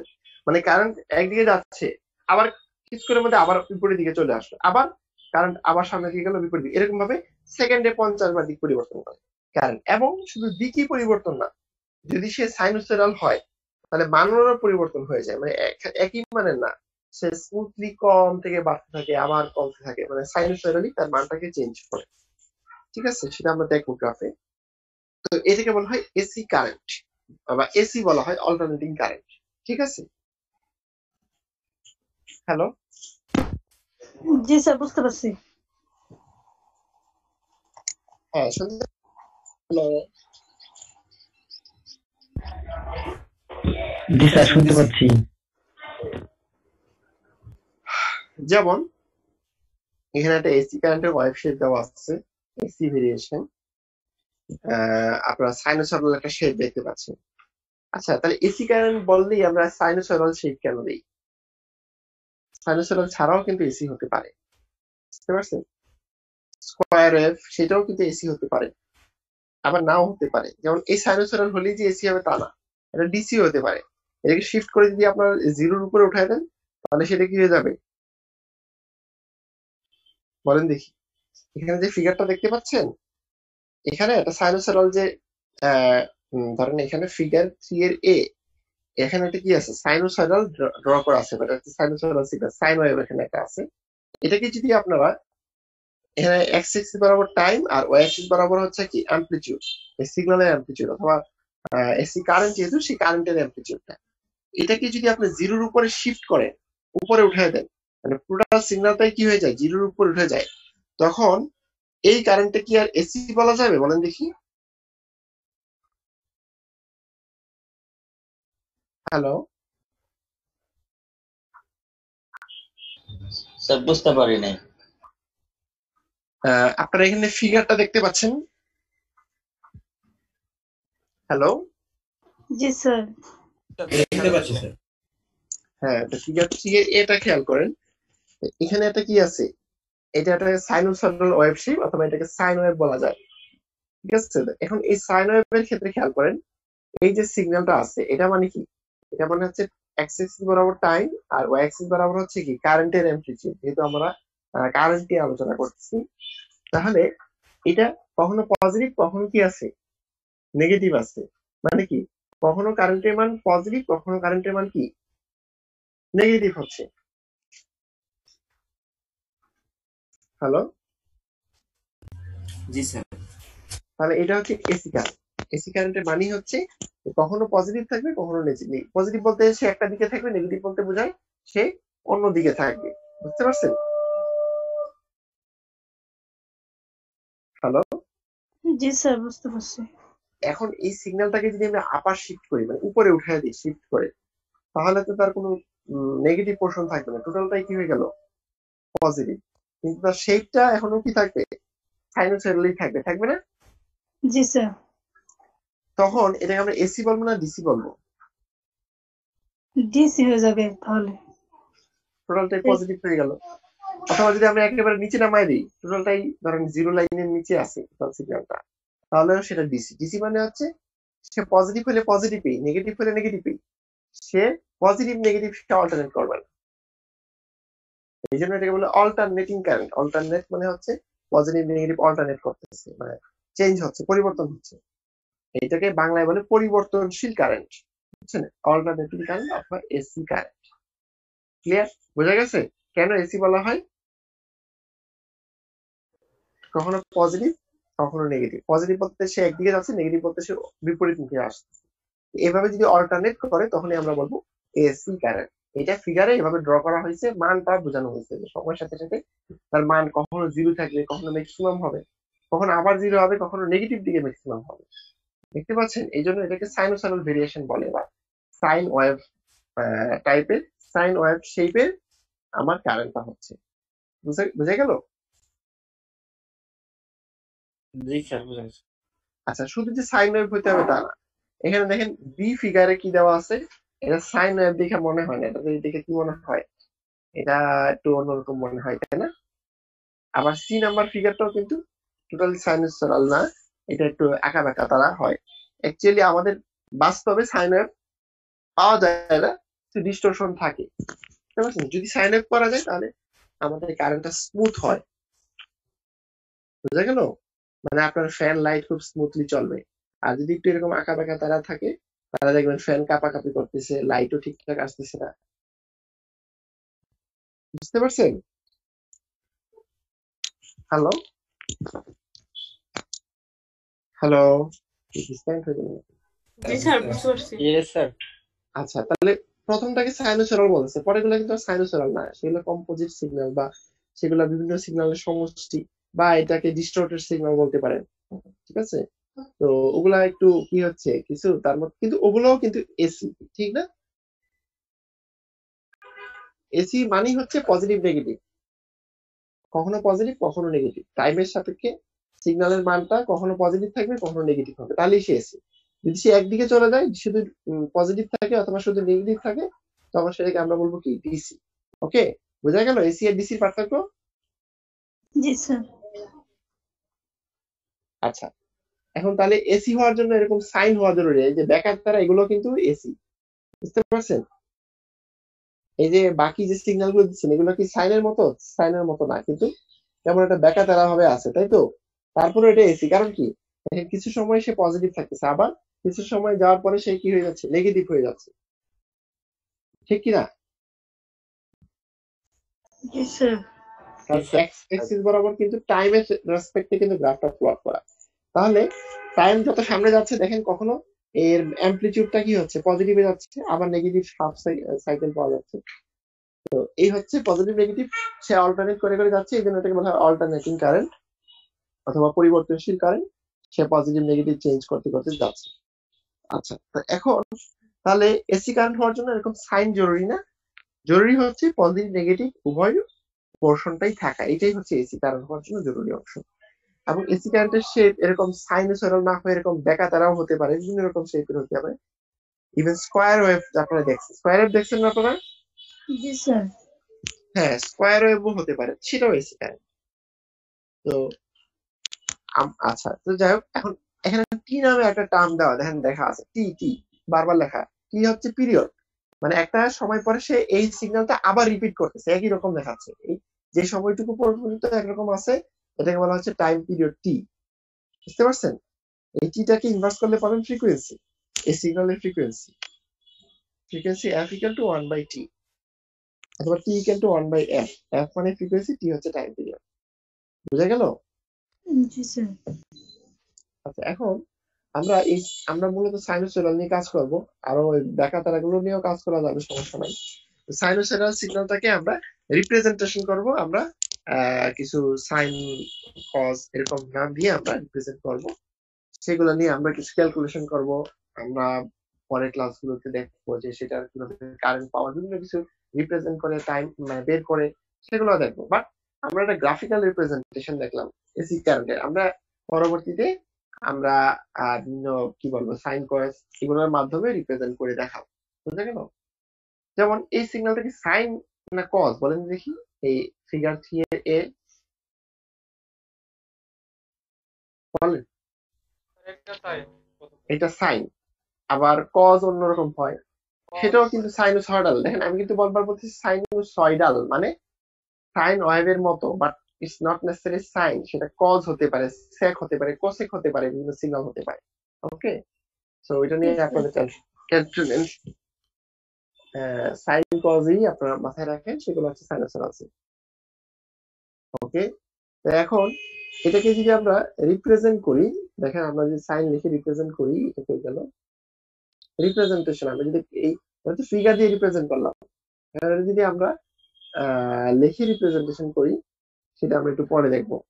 এফ ইকুয়াল টু 1/t, এখানে লেখাগুলো আপনারা পড়বেন, পিরিয়ড কি সাইকেল কি। একটা সাইকেল মানে হচ্ছে একটা পিরিয়ড, মানে একটা নির্দিষ্ট সময় পর্যন্ত সে কি করলো, এই সিগন্যালটা থাকলো, তারপর আবার সেটা রিপিট করতে থাকে। আচ্ছা, এখানে দেওয়া আছে ফ্রিকোয়েন্সি টার্ম। ওকে, আচ্ছা, এঙ্গুলার ভেলোসিটি এটা মানে কি, বা এঙ্গুলার ফ্রিকোয়েন্সি নাম শুনছেন না? জি স্যার। এঙ্গুলার ভেলোসিটি হচ্ছে আমার যদি একটা কমপ্লিট সাইকেল হয়, তাহলে সেই সাইকেলের এঙ্গুলার ফ্রিকোয়েন্সি ওমেগা, এটাকে ওমেগা বলা হয়। ওমেগা ইকুয়াল টু 2π/t অথবা 2πf, যেহেতু 1/t ইকুয়াল টু f, এজন্য 2πf ও লেখা হয়। অর্থাৎ আমার এই যে সাইনোসয়েডাল যে সিগন্যালটা আছে, অর্থাৎ আমি যদি এটাকে একটা সাইকেল চিন্তা করি, একটা টাইম পিরিয়ড বরাবর সে এক সাইকেল যদি আমি চিন্তা করি, একটা সাইকেল যদি কোনো জিনিস সাইক্লিক ওয়েতে ঘুরতে থাকে, তাহলে কি থাকবে, তার একটা এঙ্গুলার ফ্রিকোয়েন্সি থাকবে। মানে এক সেকেন্ডে যেমন একটা ফ্যান ঘুরতেছে, সে এক সেকেন্ডে কয়বার ঘুরতেছে আমরা তা বলবো না, যে তার ফ্রিকোয়েন্সি কত, প্রতি সেকেন্ডে সে কত ঘুরতেছে, সেটা কিন্তু আমরা বের করি। যেমন 1 সেকেন্ডে, হ্যালো, বলেন জি স্যার। স্যার। স্যার বলেন স্যার। হ্যাঁ, তো যেটা বলতেছিলাম সেটা হচ্ছে ফ্রিকোয়েন্সি যেটা আমরা বলতেছি এফ, সেটা হচ্ছে আমাদের এটার একক হচ্ছে হার্টজ। আমরা বলি যে একটা ফ্যান 1 সেকেন্ডে ধরুন 60 বার ঘুরতেছে, তাহলে তার ফ্রিকোয়েন্সি কত? 60 ষাট হার্টজ, 60 হার্টজ হবে। ঠিক না? এফ এর মান হবে 60। তো এটা ঘুরতেছে, আমরা নিজের চোখে দেখতেছি ফ্যান ঘুরতেছে, তার অ্যাঙ্গুলার ভেলোসিটি কত হবে? তখন অ্যাঙ্গুলার ভেলোসিটি বলতে বোঝায় যে সে একক সময়ে সে কত অ্যাঙ্গেল অতিক্রম করতেছে একটা ফ্যান, বা 1 সেকেন্ডে সে কত ডিগ্রি অ্যাঙ্গেল পরিভ্রমণ করলো। সেটা আমরা বের করি কিভাবে? Omega equal to 2π/t formula দিয়ে। কারণ কি হচ্ছে, একটা টাইম পিরিয়ড মানে একবার ঘুরতে তার কতটুকু সময় লাগে, তাহলে একবার ঘোরাতে একটা ফ্যান 360 ডিগ্রি অতিক্রম করে একটা পাখা, চিন্তা করে দেখেন, ঠিক না? একটা পাখা যদি টোটাল জিরো থেকে টোটালটা ঘুরে আসে আবার ওই জায়গায় আসে, তাহলে সে কত ডিগ্রি অ্যাঙ্গেল অতিক্রম করলো? 360 ডিগ্রি। 360 অথবা 2π রেডিয়ান অ্যাঙ্গেল। তাই 2π রেডিয়ান অ্যাঙ্গেল অতিক্রম করতে তার সময় লাগছে কতটুকু? 30 সেকেন্ড, ক্যাপিটাল টি সেকেন্ড, যেহেতু ক্যাপিটাল টি থেকে বলা একটা টাইম পিরিয়ড, ঠিক না? বুঝতে পারছেন? Yes sir. তাহলে আপনি পাটিগণিতের হিসাবে আসেন, তাহলে ক্যাপিটাল টি সেকেন্ডে সে অ্যাঙ্গেল অতিক্রম করে কত? 2π রেডিয়ান অ্যাঙ্গেল বা 360 ডিগ্রি অ্যাঙ্গেল। তাহলে 1 সেকেন্ডে কতটুকু অ্যাঙ্গেল অতিক্রম করবে? 2π/t, ঠিক না? হ্যালো, বুঝতে পারছেন? পাটিগণিতে জি স্যার, বোঝা গেছে। ওই নিয়ম, টি সেকেন্ডে অ্যাঙ্গেল অতিক্রম করে 2π ডিগ্রি 2π রেডিয়ান অ্যাঙ্গেল, 1 সেকেন্ডে কত হবে? 2π/t এত। আর এইটাই হচ্ছে ওমেগা। ওমেগা থেকে বলা হয় অ্যাঙ্গুলার ভেলোসিটি বা অ্যাঙ্গুলার ফ্রিকোয়েন্সি, যে 1 সেকেন্ডে কত ডিগ্রি অ্যাঙ্গেল বা কত রেডিয়ান অ্যাঙ্গেল অতিক্রম করছে কোনো একটা কৌণিক ভাবে ঘূর্ণায়মান বস্তু। বুঝতে পারছেন? তাহলে যে কোনো ঘূর্ণনশীল বস্তুর ক্ষেত্রে কিন্তু আমরা তার অ্যাঙ্গুলার যে ভেলোসিটি সেটাকে ওমেগা দ্বারা প্রকাশ করি, যে ওমেগার সূত্র হচ্ছে 2π/t বা 2π/f। এটা একটা সাইকেল যখন সে অতিক্রম করে তখন আমরা তার সেই সাইক্লিক যে ফ্রিকোয়েন্সি সেটাকে এফ বলি, আর তার অ্যাঙ্গুলার ফ্রিকোয়েন্সিটাকে বা অ্যাঙ্গুলার ভেলোসিটিটাকে বলি হচ্ছে ওমেগা। বুঝা গেল? ওমেগার একক হচ্ছে রেডিয়ান পার সেকেন্ড, 1 সেকেন্ডে কত রেডিয়ান অ্যাঙ্গেল সে অতিক্রম করে। এখন এইটা আমরা এই ওমেগার কথাগুলো আমরা এই ইলেকট্রিসিটির ক্ষেত্রে কেন বলতেছি? ইলেকট্রিসিটি তো আমরা কোনো ঘুরতে দেখতেছি না, ঘুরতে গিয়ে দেখতেছি। হ্যালো, না স্যার। কিন্তু এখানেও এক ধরনের সাইকেল ঘূর্ণন সম্পন্ন হয়। কিভাবে দেখেন? এই যে দেখেন, এটা হচ্ছে কি, হ্যালো, জি স্যার, শুনতেছি স্যার। হ্যাঁ, তাহলে সাইনুসয়েডাল ওয়েভ শেপে দেখেন এটার দুইটা সাইকেল, একটা হলো পজিটিভ হাফ সাইকেল, একটা হচ্ছে নেগেটিভ হাফ সাইকেল। মানে পজিটিভ হাফ সাইকেলে 180 ডিগ্রি, বাকি পজিটিভ হাফ সাইকেলে আরো 180 ডিগ্রি, টোটাল 360 ডিগ্রি কিন্তু আমার এই টাইম টি, ক্যাপিটাল টি অতিক্রম করার সময়ের সাথে সাথে সে অ্যাঙ্গেলও কিন্তু 360 ডিগ্রি অতিক্রম করতেছে। বুঝতে পারছেন? হ্যালো, আমার যে একটা পিরিয়ড সাইনোসয়েডাল শেপে চিন্তা করেন, এই যে ফিগার এ তে, এখানে খেয়াল করেন এখানে দুইটা সাইকেল আছে, একটা হচ্ছে পজিটিভ সাইকেল, একটা হচ্ছে কি নেগেটিভ হাফ সাইকেল বলে আর কি। Positive half cycle, negative half cycle, মানে একটা টাইম পিরিয়ডের অর্ধেক সাইকেল পজিটিভ থাকবে, বাকি অর্ধেক সাইকেল কি থাকবে? নেগেটিভ থাকবে। বুঝতে পারছেন? তো এখন হ্যাঁ, এইটাকে আমরা আমরা এই যে একটু আগে যে দেখছি যে সাইক্লিক যে রোটেশনের মতো আমরা যদি চিন্তা করি, যে সে এটা কি হচ্ছে দেখেন খেয়াল করে, সে একবার 0 থেকে বাড়তেছে এর মানটা, কারেন্টের মান বেড়ে বেড়ে এই 10 ভোল্টেজে পড়ছে, আবার কমতে কমতে 0-তে পড়ছে, আবার নেগেটিভ দিকে যাচ্ছে। ঠিক আছে? এটা কেন কেমন জানি একটা সাইক্লিক শেপে সে ঘুরতেছে। বুঝা গেল? এবং সে আবার 0-তে চলে আসতেছে। হ্যালো, জি স্যার, শুনতেছি স্যার। হ্যাঁ, তাহলে ব্যাপারটা খেয়াল করেন যে এই জিনিসটা এক ধরনের বৃত্তের ঘূর্ণনের মতোই হয়ে যাচ্ছে তার। সে 0 থেকে ম্যাক্সিমাম হচ্ছে, আবার 0-তে আসছে, আবার নেগেটিভে যাচ্ছে, তার ম্যাগনিটিউড যদি চিন্তা করেন। ঠিক আছে? এবং একটা ফ্যান সেটাকে যদি প্রজেক্ট করেন তাহলে এরকম সাইনোসয়েডাল শেপ পাওয়া যাবে তার ম্যাগনিটিউড গুলোকে। ঠিক আছে? এটা পাখা, তার এটা সময়ের সাপেক্ষে তার যে অ্যাঙ্গেলটা হচ্ছে সেই অ্যাঙ্গেলটাকে যদি আপনি এভাবে নেন তাহলে প্রজেক্ট করলে এরকম সাইনোসয়েডাল শেপ পাওয়া যায়। ঠিক আছে, এটা একটা প্রজেকশনের ফিগার আছে, এটা দেখালে আরো ভালো হইতো, এখানে নাই, আমি দেখি ভবিষ্যতে পারে দেখাবো। মানে এই সাইনোসয়েডালের সাথে ওই সাইক্লিক অর্ডারের একটা মানে আমি যদি আর একটু সহজে বলি, মানে একটা অ্যানালজি আছে। যেমন এই সাইনোসয়েডাল সিগন্যালের অ্যাক্সিস বরাবর কি টাইম টি, আর ওইটাকে যদি আমরা থিটার রেসপেক্টে প্লট করি, দেখেন থিটাটা হচ্ছে কি অ্যাঙ্গেল, এই টাইমের করেসপন্ডিং একটা অ্যাঙ্গেল বা ডিগ্রি অ্যাঙ্গেল আছে। যেমন টাইম টি ইকুয়াল টু যখন 0 তখন degree angle 0, time T equal to যখন ক্যাপিটাল টি তখন ডিগ্রি অ্যাঙ্গেল কত 360 ডিগ্রি অ্যাঙ্গেল অথবা 2 পাই রেডিয়ান অ্যাঙ্গেল। বুঝতে পারছেন, মানে এই টাইমের রেসপেক্টের সাথে একটা ডিগ্রি অ্যাঙ্গেলের একটা কি আছে, একটা তার অ্যানালজিক্যাল সম্পর্ক আছে। তো যাই হোক, তাহলে এখন আমরা এই সিগন্যালটাকে রিপ্রেজেন্ট করব, সাইন কজ এগুলা দিয়ে রিপ্রেজেন্ট করব, সেটা আমাদের মেইন ব্যাপার। আচ্ছা, যেহেতু already currents are represented by sine wave, আমরা সাইন ওয়েভ দ্বারা রিপ্রেজেন্ট করব। তাহলে current I equal to capital I M, capital I M টা হচ্ছে তার ম্যাগনিটিউড, বুঝতে পারছেন, বা অ্যামপ্লিটিউড যদি আমরা বলি। আর সাইন ওমেগা টি, ওমেগা টি হচ্ছে, ওমেগা হচ্ছে তার অ্যাঙ্গুলার ভেলোসিটি। ওমেগাকে যদি আমরা কি দ্বারা গুণ করি তাহলে হবে কি টোটাল কতটুকু অ্যাঙ্গেল অতিক্রম করতেছে। ওমেগা হচ্ছে প্রতি সেকেন্ডে সে কত অ্যাঙ্গেল অতিক্রম করতেছে, তাহলে ওমেগা টি মানে কি টি সেকেন্ডে কতটুকু অ্যাঙ্গেল অতিক্রম করতে, মানে টোটাল অ্যাঙ্গেল কতটুকু অতিক্রম করলো। যেহেতু সাইনটাকে আমরা অ্যাঙ্গেলের কি বলি, সাইন হচ্ছে অনুপাত, সাইনের ভিতরে কোনো না কোনো অ্যাঙ্গেল দিতে হয়, তাহলে অ্যাঙ্গেল আমরা কি দিব, ওমেগা ইন্টু টি, এটা হচ্ছে একটা অ্যাঙ্গেল বা ডিগ্রি বা রেডিয়ান যাই বলেন।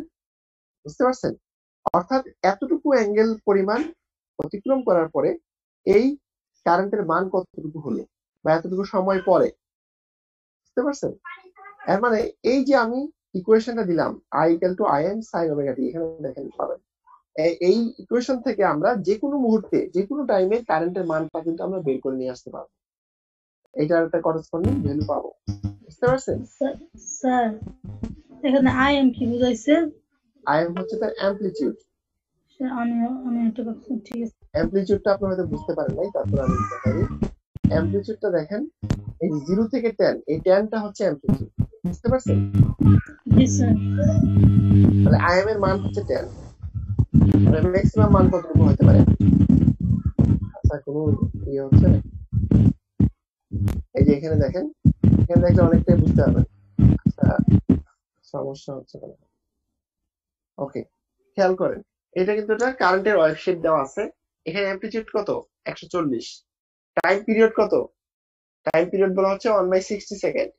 পিরিয়ডটা ক্যালকুলেশন করে যে একটা নির্দিষ্ট সাইকেল ঘুরে আসার পর আবার যখন ওই মানে এসে পৌঁছবে, জিরো ঘুরে ঘুরে এসে আবার সেই জিরোতে ঊর্ধ্বমুখী পজিশনে পৌঁছবে। জিরো কিন্তু মাঝখানে সেকশন একবার ঘুরে আসছে, এই দেখেন, কিন্তু সেটা কিন্তু ইয়ে না, এই দেখেন এখানেও কিন্তু একবার ঘুরছে, এটা কিন্তু আমাদের পিরিয়ড হলো না, এখান থেকে এই পর্যন্ত পিরিয়ড না, কারণ এখান থেকে ঊর্ধ্বমুখী ঘুরছে, ঘুরে ঘুরে ঘুরে ঘুরে ঘুরে ঘুরে এসে আবার ঊর্ধ্বমুখী হয়েছে। এই দুইটা ঊর্ধ্বমুখী পজিশনের পার্থক্য বা টাইম ডিফারেন্সটাই হচ্ছে টাইম পিরিয়ড। বোঝা গেল? জি স্যার।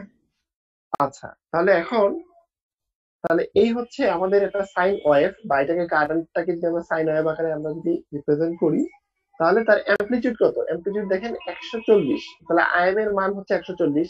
তাহলে এখানে আমাকে এটাকে বের করতে গেলে ওমেগাটা লাগবে। ওমেগার মান কত, ওমেগা ইকুয়াল টু হচ্ছে 2 পাই বাই টি বা 2 pi into F. 2 pi by T এর মানে হচ্ছে কি, টি এর মান 1/60, ওভাবে আমরা ওমেগার মানটা বের করে নিতে পারবো। ঠিক আছে, তাহলে আই ইকুয়াল টু কি হবে, ওমেগা টি হবে। আচ্ছা, এই হচ্ছে আমাদের রিপ্রেজেন্টেশন। আমরা এখন আসলে কিভাবে এসি কারেন্টকে রিপ্রেজেন্ট করে সেটাই আমরা কিন্তু দেখতেছি। ওকে,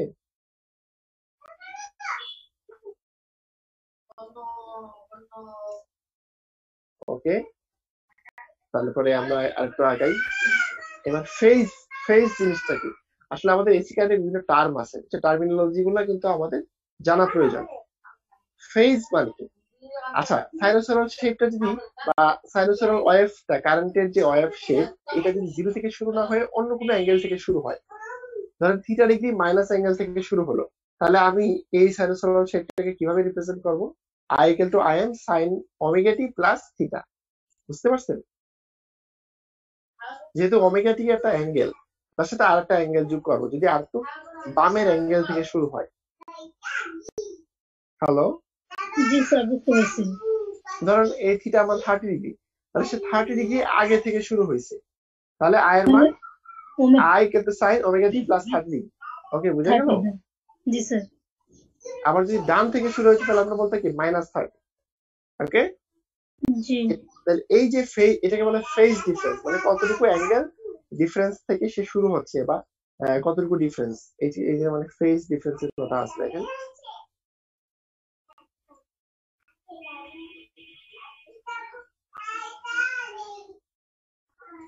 দেখেন আচ্ছা, বিএম মানে ম্যাক্সিমাম ভোল্টেজ।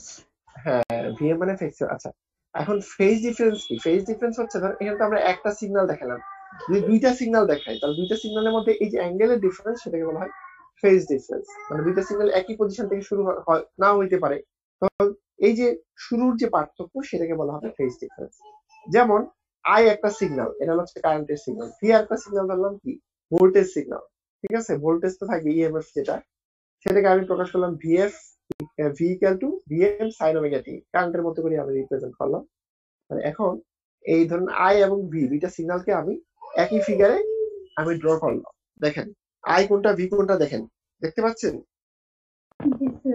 জি স্যার, দেখা যাচ্ছে। এখন উভয় সিগন্যালের মধ্যে একটা কি আছে, শিফট আছে, টাইম শিফট অথবা আমরা ফেজ শিফট বলতে পারি। সেটা থিটা ডিগ্রি অ্যাঙ্গেল পরিমাণ, তার মধ্যে কি আছে অ্যাঙ্গেল ডিফারেন্স আছে, মানে দুইটা সিগন্যাল একই সময় শুরু হয় না, কিছুটা টাইম ডিফারেন্স আছে।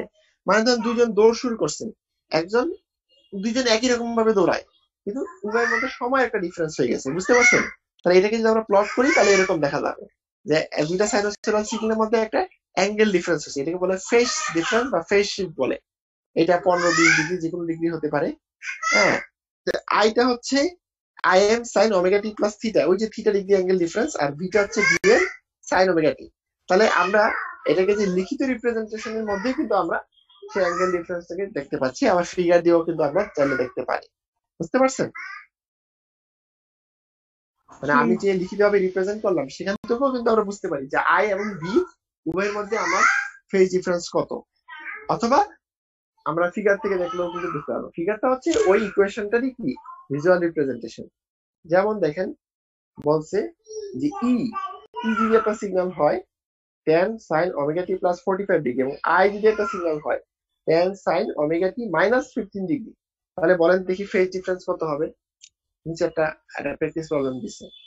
ধরেন ই একটা সিগন্যাল, ভোল্টেজ সিগন্যাল ধরেন, এর মান হচ্ছে tan sin omega t plus 45 degree, আর i ধরেন একটা কারেন্ট সিগন্যাল যেটা মান হচ্ছে 10, ওটা ছিল 100, এটা হচ্ছে 10। মান চেঞ্জ হতে পারে, সেটা দিয়ে কিছু যায় আসে না, মানে অ্যামপ্লিটিউড এদিক সেদিক হতে পারে। এটা হচ্ছে tan sin omega t minus 15 degree, তাহলে উভয়ের মধ্যে ফেজ শিফট। তাহলে এই 45 থেকে -15 বাদ দিব, তাহলে 45 মাইনাস -15 মানে হচ্ছে 6 ডিগ্রি, অর্থাৎ উভয় সিগন্যালের মধ্যে 60 ডিগ্রি তখন কি থাকবে, ফেজ শিফট থাকবে। বুঝা গেল? জি স্যার। Hello sir. হ্যাঁ, বুঝতে পারছেন?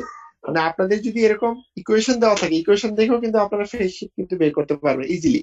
খালি অ্যাঙ্গেল থেকে একটা অ্যাঙ্গেল থেকে আরেকটা অ্যাঙ্গেল বাদ দিবেন, তাহলেই হবে। আরো প্র্যাকটিস প্রবলেম আছে, আপনারা করে দেখতে পারেন।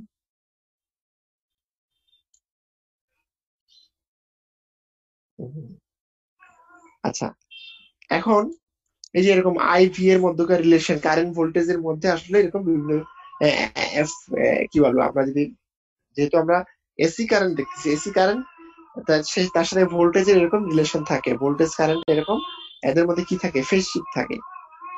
হ্যাঁ, নিচের ফিগারটা আরো জটিল, এটা না বুঝলেও হবে। ওকে, আচ্ছা, ইনস্ট্যান্টিনিয়াস কারেন্ট পাওয়ার। আচ্ছা, এটা আমরা শুরু করবো নাকি?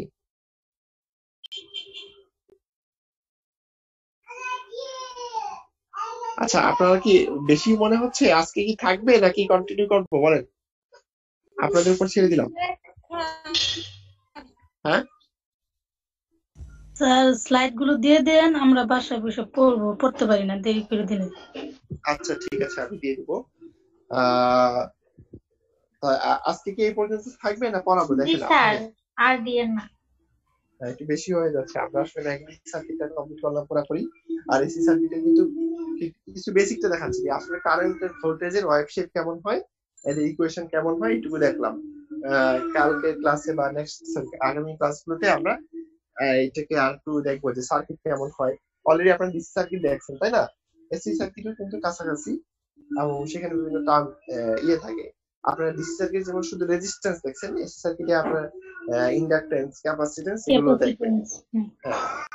সেগুলো আমরা দেখবো ইনশাআল্লাহ। আমি দিয়ে দিব হ্যাঁ, সাইডগুলো পেয়ে যাবেন, সমস্যা হবে ইনশাআল্লাহ। ওকে, ঠিক আছে, থ্যাংক ইউ এভরিওয়ান, আসসালামু আলাইকুম। ওকে, আসসালামু আলাইকুম।